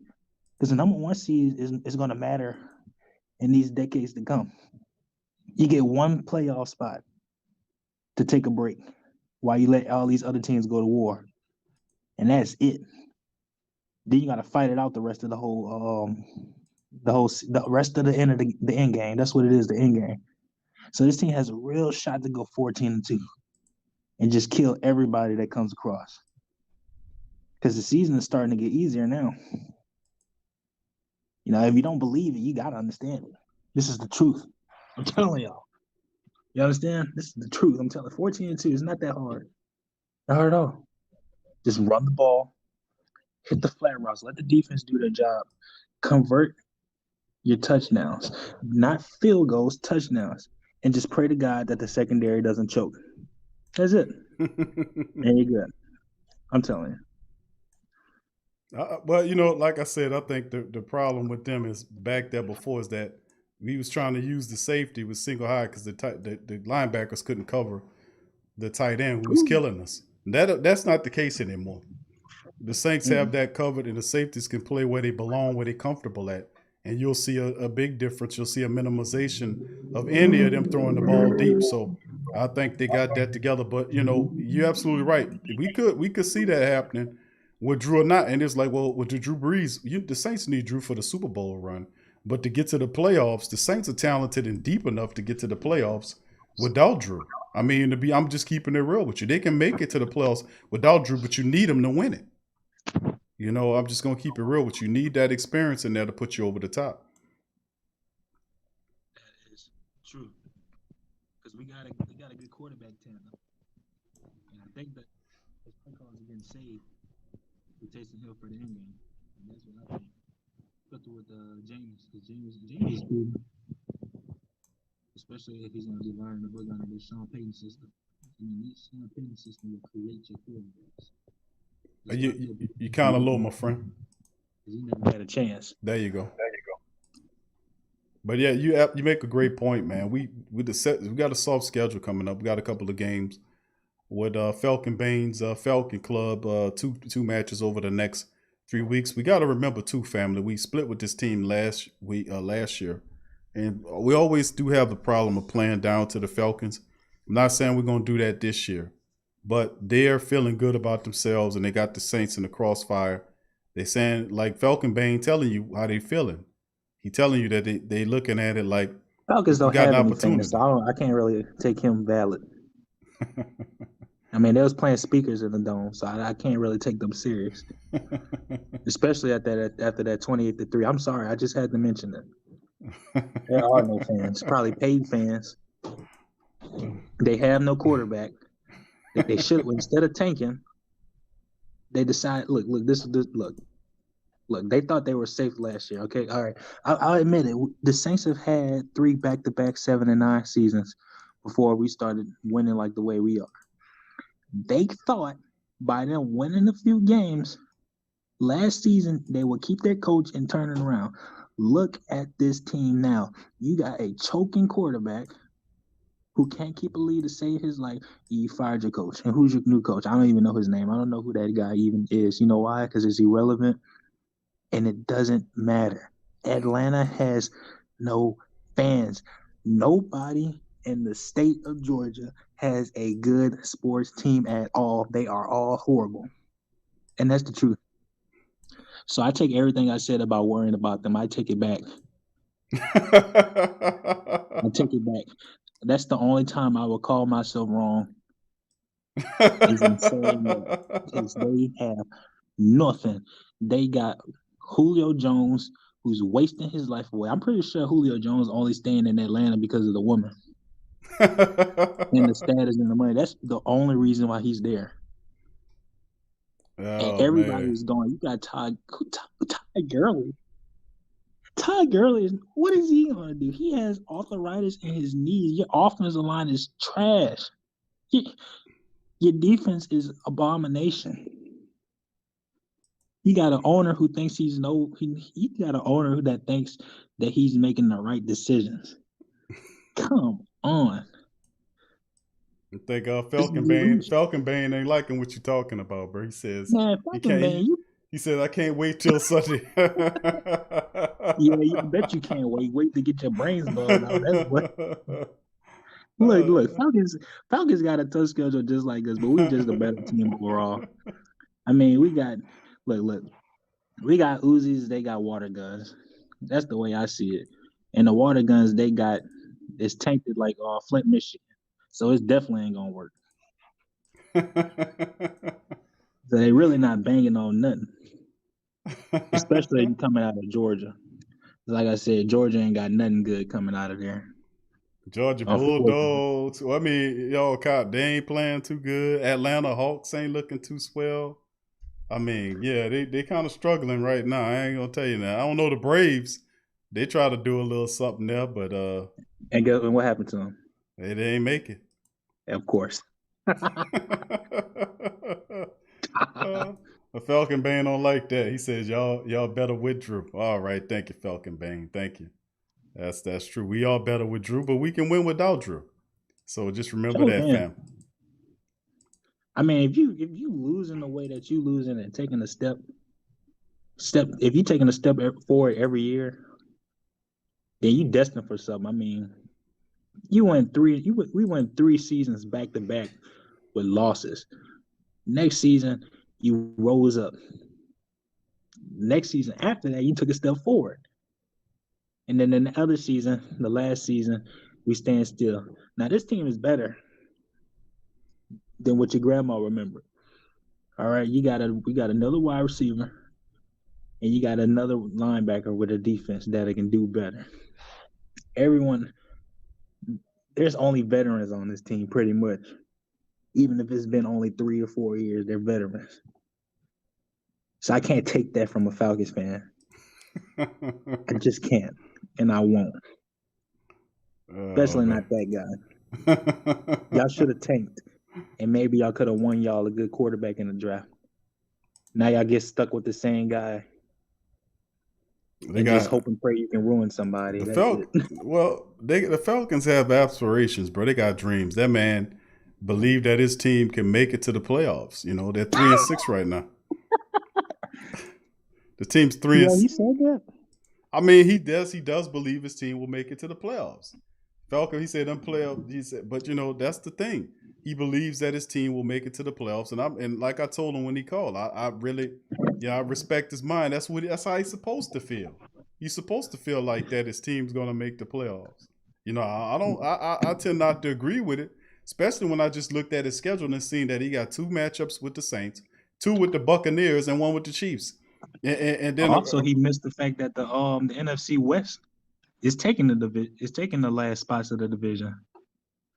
So yeah, you got 3 teams in there. So you got 3 teams in there that's are really good teams. The Rams, the Cardinals, and the Seahawks are all very good teams there. And you would have to win out. You have to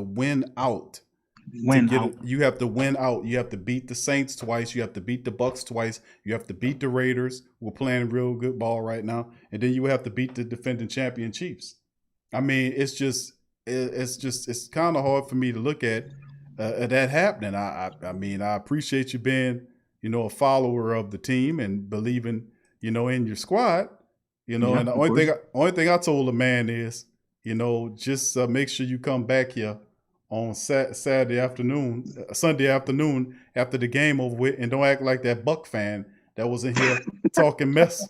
He ain't nowhere to be found. He ain't sure enough ain't pop his ass back up. He was talking all that hot mess. So don't, and then the man, he assured me, he said he will return. He will be back. And and as long as, we all good, you know what I'm saying? We all good. And then of course he got to come back sooner or later. We play him twice. And I'm pretty sure when we beat him that time, he'll then say, we'll get you next time. Which will be 2 weeks later. And when we beat him then that would have eliminated them out of the playoff contention. So we're gonna see how it shakes, man. It's fun. And they go 3-13 the next season and be the same thing over and over again. Oh man. I mean, hopefully the Falcons lose out. Maybe they can get a top pick in the draft. I mean, at this point, why are you trying to win games? You're going to lose. I mean, what you need picks for? You just got rid of Tack McKinley, who's the guy was in the league 3 years? He was a first round draft pick they picked up. They picked up Tack McKinley and then they put him in the street. And McKinley got tired of all that losing, man. That's what the hell that was. I could tell you what that was. He got tired of all that damn losing. That's what that was. I know. I don't understand people like Julio Jones. Like, where your championship mind at? Like, I don't understand people's perception of being mediocre. I mean, you're on a losing franchise. What they should have did was they should have tanked like the Jets are doing. The Jets front office is a very smart front office. Why are you trying to win games when you can tank and get you a new quarterback? Look at the Dolphins. The Dolphins are winning. They got their franchise QB, who, if can stay healthy, can battle for the division right now. Justin Herbert is a curious case because he has all these big leads, and It's just choking. But you can give him an excuse because he's a rookie, even though he's playing so well. You Falcons fans, look. There's no point in trying to be prideful and save face. All right. If your front office was smart, if your coaching staff was smart, they would tie Matt Ryan's hand behind his back and start giving him all these horrible weapons. And just keep losing. Look, just keep losing so you can win. All right. Sometimes you gotta lose so you can win in life. All right. Maybe you can get you a quarterback and you can rebuild around him. Because Sean Payton doesn't play with rookies, he just gets vets. And the process just rolls all over into winning championships. And the only thing you got to worry about as a Saints fan is if your Saints team going to choke in the playoffs like we've been doing the last 3 years. That's the only thing you got to worry about. Otherwise, you're fine. You're good. Well, otherwise you're good. Well, I agree with you. My main perspective is not the fact that we can't get there, but it's the fact that we will get there, and we just have to take care of business. Of course. I mean, we will take care of business as always. That's what it come down to, in my opinion, man. The last several years is how would you take that? I mean, that's what it comes down to. Just handling business and doing the right thing, using the motivation of what happened over the last 3 years to push us and propel us to the big dance is what I want. And we are within within sight distance of the goal, getting there. The team is 7-2 and sitting on top of the NFC, sitting on top of the NFC South, in position for a fourth straight crown headed in, which means nothing unless you get the Super Bowl that goes with it. So I mean, listen, we are where we're supposed to be, in terms of how we are playing. And I'm just feeling really good about it, man. The fact that I think that we just have to hammer this team in, man. That's just what it comes down to. I am as well. Who would imagine famous Jameis being the quarterback of the Saints 5 or 6 years later? I mean, this guy got laser eye surgery. I didn't even know this guy was blind. I didn't know that could have been the reason why he was throwing all these picks. But look, everything is fixed up. And everything is good. Well, at least I hope it is. Because the playoffs is the only thing I'm worried about. Yep. I think, like I said, I don't anticipate the Saints putting too much on Jameis right now. I think they'll do a good service for Jameis and build up his confidence, give him the correct passing sets, and Sean Payton to figure out what he's comfortable with doing. Then they'll build a running game underneath him and work with him, and make him comfortable. He'll tailor the offense like he did with Teddy Bridgewater. It'll be the same process for the next 5 or 6 games or however it is. Wouldn't be surprised if we don't get Drew till the playoffs. But I think we got enough to do it. I'm trying to see blowouts.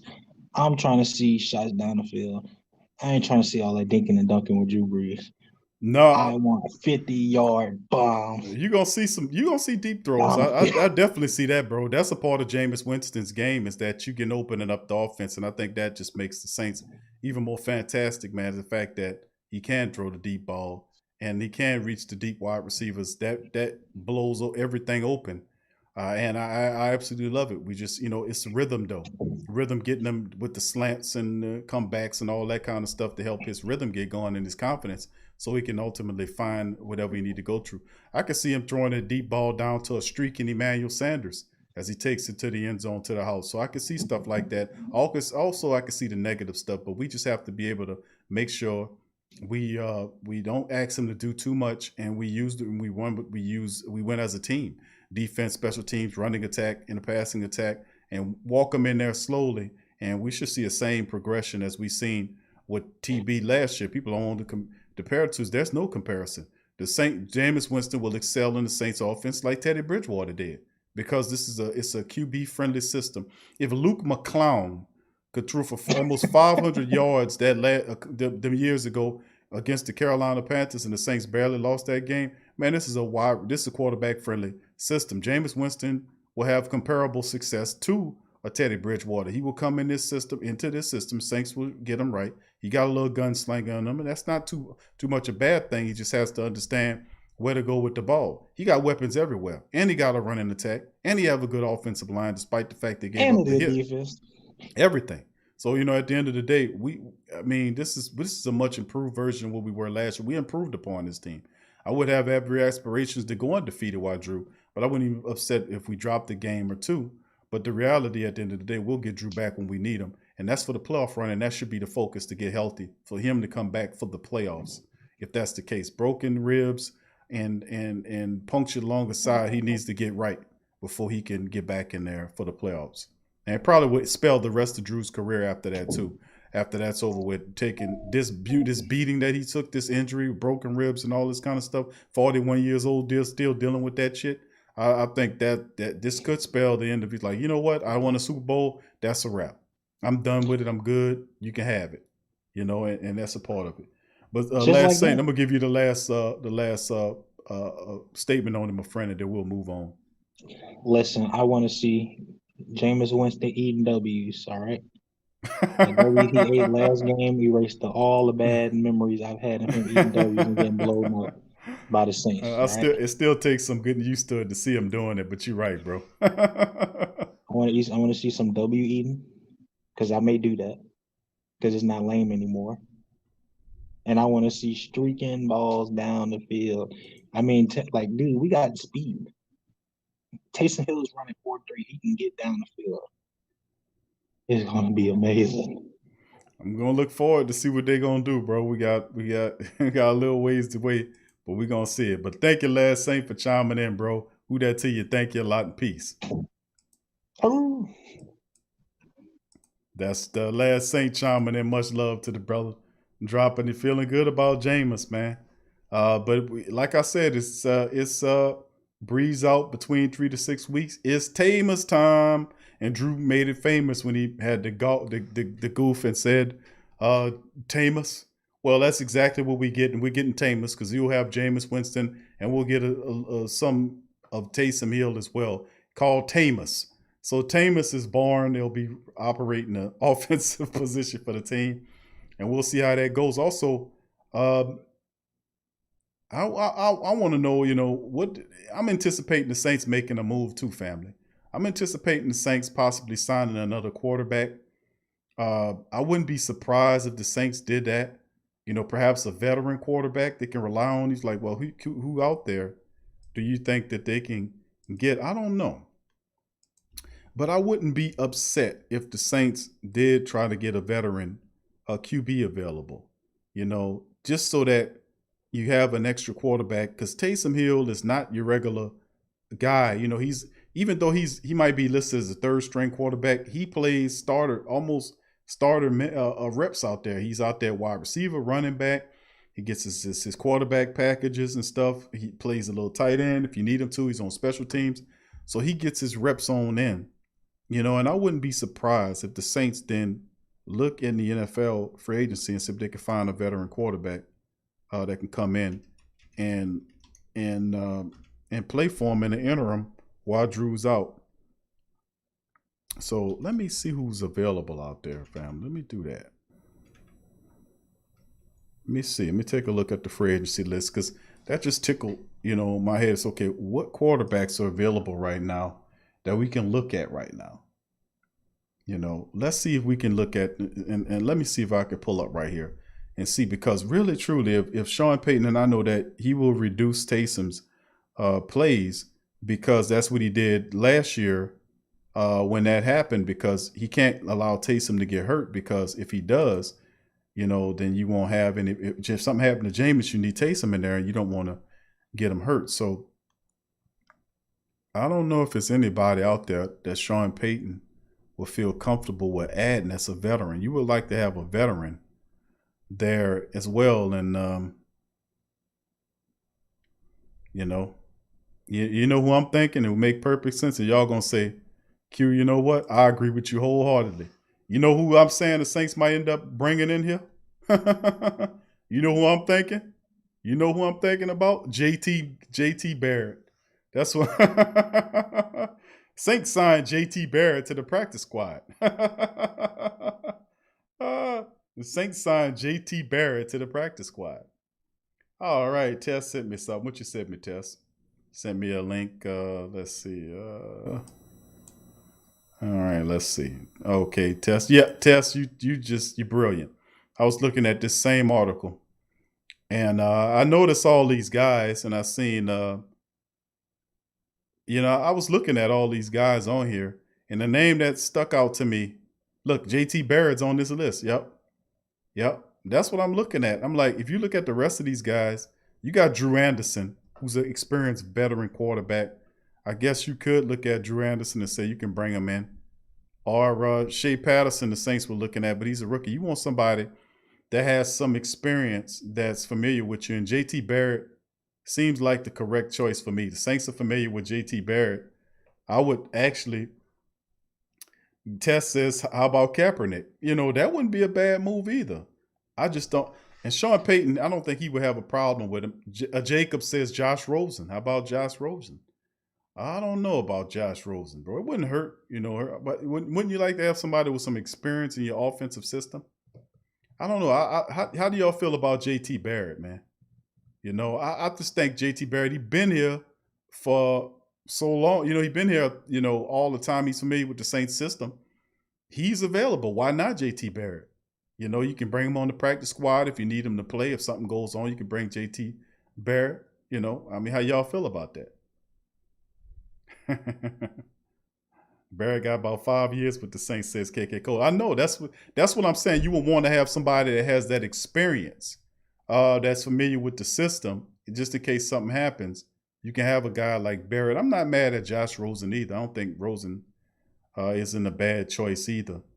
But what I'm saying is you need somebody that's familiar with what you're doing, as opposed to somebody that's not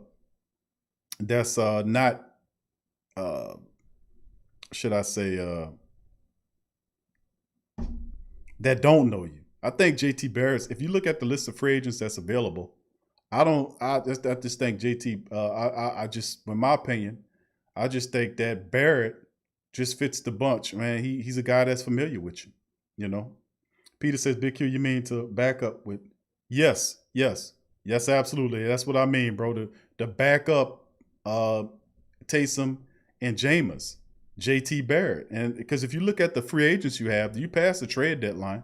I mean, Kaepernick is an interesting choice as well, but Cap don't know too much about. Now he is a good call, and I mean, it wouldn't hurt to pick him up, to bring him in. But if you're in the Saints position right now, you will want somebody that has a familiarity with your offensive system. And JT Barrett was here for a couple of years, and he does have a familiarity with what the Saints is doing. Plus, he comes cheap, and you can sign JT Barrett to the practice squad. You can have him there, and then you could put Drew Brees on the IR for about however long you need him on there to open up that roster spot. That'll help you out. So I mean, why not? And I hear a lot of family members saying bring in Cap. I'm not against that either. I like Cap. I just feel like JT Barrett makes more sense to me because his familiarity with the Saints system. He has a shorter curve than most people. Although Cap is a veteran, he got that fastball motion. He hadn't played in a while. You would have to get him ready. And he's a scrambler. I don't know how much of his athleticism he retained. He hadn't played in some time. But, he's still a very talented option. Josh Rosen is a guy that's interesting too. I don't know. I just think JT Barrett seems like a guy that I would like to have here because the Saints, and then you're gonna end up getting rid of him anyway. So you're gonna sign JT Barrett, they bring him in here and have him on the practice squad, and then you bring him up to possible a third. And see, and the reason why I'm saying is because whoever you have, Peyton has to trust him. Because if he brings him in here, if you bring a third quarterback in here, it's got to be somebody that Peyton trusts, that can do the job for you if something was to happen to one of those starters. Because if something happens to Jameis, Taysom would have to ride and come in there and play. And let's just hope that we just keep it simple, man. Let's protect these guys and give them the running game. You see what I'm saying?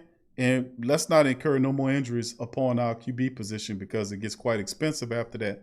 But I like JT great because of price, familiarity, and the fact that Sean Payton, I think he would trust him to be the third quarterback on him so he can be able to give Taysom his bevy of plays. But Taysom is not going to be doing all the stuff that he was doing last game because with Drew going there, you need to save Taysom because if something happened with Jameis, that plays look differently. So if I'm thinking Sean Payton and I know what's going to happen with Drew, and I know Drew's going to be gone for extended time, I'm already looking in the waiver wire and already got JT Gray on fast dial. I'm calling JT Gray on the phone right now saying, JT Gray, JT, you want a job? Yeah. Come on down to New Orleans. Bam. And then it should say tomorrow, Tuesday or Wednesday, Saints signed JT Barrett, excuse me. We got JT Gray already, but JT Barrett to the practice squad. So I'm looking forward to the Saints doing that. If they don't sign a quarterback, man, knowing that Drew's going to be out for an extended period of time, that's head scratch. I'm like, okay, so you're going to go with two quarterbacks? What if Taysom gets hurt or Jameis gets hurt? Then what you going to do? You want to be able to use Taysom your way. You're going to need a third quarterback for insurance. So we'll see how it shakes. Thanks for that link, Tess. I was looking at that. Smokeless, who that to you? Good to see you. Smokeless in the building as well. Big ups to you, young fam. Inevitable big ups to you and the rest of the family members chiming in as well. So that's what I'm looking at. But the news is the news. Drew's gonna be out an extended period of time, at least a month. He's not gonna heal in no 3 to 4, whatever they said. It's gonna be over a month. I wouldn't be surprised if it's 6 weeks. It's gonna be 4 to 6 weeks, and that's real pushing it. Of course, Drew gonna try to fight you for that last week, like he did in the last year. But man, listen, it's gonna be fun, man. You're gonna have a deep ball game. We see it, and then we're gonna answer the question: is Jameis the future of this team? How fast does Jameis grasp this offense and make it his? This is if Jameis wants the control of the team, he makes his mark this season, and we'll know whether or not he's the man for the job. If not, the Saints will be looking at guys like Aaron Rodgers and all of them next year, because they damn sure ain't gonna draft nobody. So we'll have to check it out. But fam, I like the thing. John says Tommy Romo. He all broken up. All right, I'd like to thank all the family members for joining us for this edition of the Sports Cone. Much love to the family members. We done had fun today on this side of the show. Reacting to the news of Drew Brees. The other show we covered the actual news, but we reacting on this side of the show. And I'd like to thank all the family members for joining us in the show this way as we reaching over 2 hours. Feel free to go to the Pro Shop and check out the Pro Shop for all the latest gear. And remember, that's the Pro Apparel is available there. And whatever you get from there helps us out exponentially, as that money is then reinvested into the platform as we continue to ratchet up and do more shows.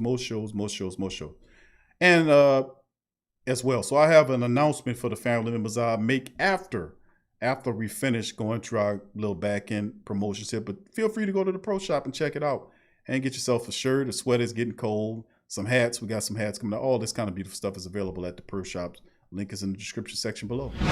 Also, if you want to listen to the Pro Media Network in audio format, Pro Radio is available. Feel free to go to Pro Radio, link in the chat. You can listen to all of the shows, Sports Coma, Pelican Post Game Report, Ring King Boxing, and Tough Tiger Talk is available in audio format at Pro Radio, link in the chat. In the description section below. Patreon. For all our family members, we appreciate all our Patreon champions and our YouTube members as well. As your love and your support has helped us to build a very good platform, and we continue to grow and get stronger and get stronger and get stronger.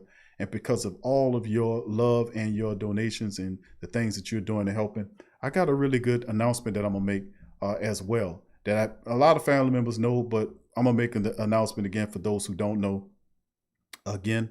And then we'll have that to go over. But feel free to join the Patreon. It starts off just $1 a month, or give what is in your heart. It goes up from $1 on up, depending on what you're willing to give. So if you want to help out the platform, as you see, we're growing exponentially, moving faster, moving stronger. We have apps that's out. The Google app Android app is available in the Google store. You can have access to all of these things that we're talking about, the Pro Shop and the Patreon. All this stuff is available on the Pro Shop. On the apps that are available. You can also go to Roku and Fire Stick and watch the Pro Media Network on Fire Stick and Roku. We're available there as well. And we keep moving and getting stronger and faster and getting stronger and faster and better. And it's all because of the Patreon. So feel free to go to patreon.com/the Pro Media Network to sign up. All right. And also to give a big shout out to all the family members in the live chat. just want to make a quick announcement with y'all to let y'all know that we starting this weekend. We have the TSC virtual tailgate. Of course, we know about the TSC virtual tailgate. But and then there's the pregame and the postgame shows the TSC virtual tailgate. Well, we decided to make it an entire day of action. That's right. So we'll call it. We starting off. It's even though we know it's the TSC virtual tailgate, we are going to rebrand it and call it Saints Central. That's right, Saints Central. Starting on the Pro Media Network channel, starting this Sunday, we will have a full day, and this will be what it's going to be from now to the end of the season, where we'll have a pregame and we'll do in-game and post-game. All that is called Saints Central. It's going down every Sunday on the PRO Media Network. We'll cover the pregame before the game, and then come back with the actual in-game stream.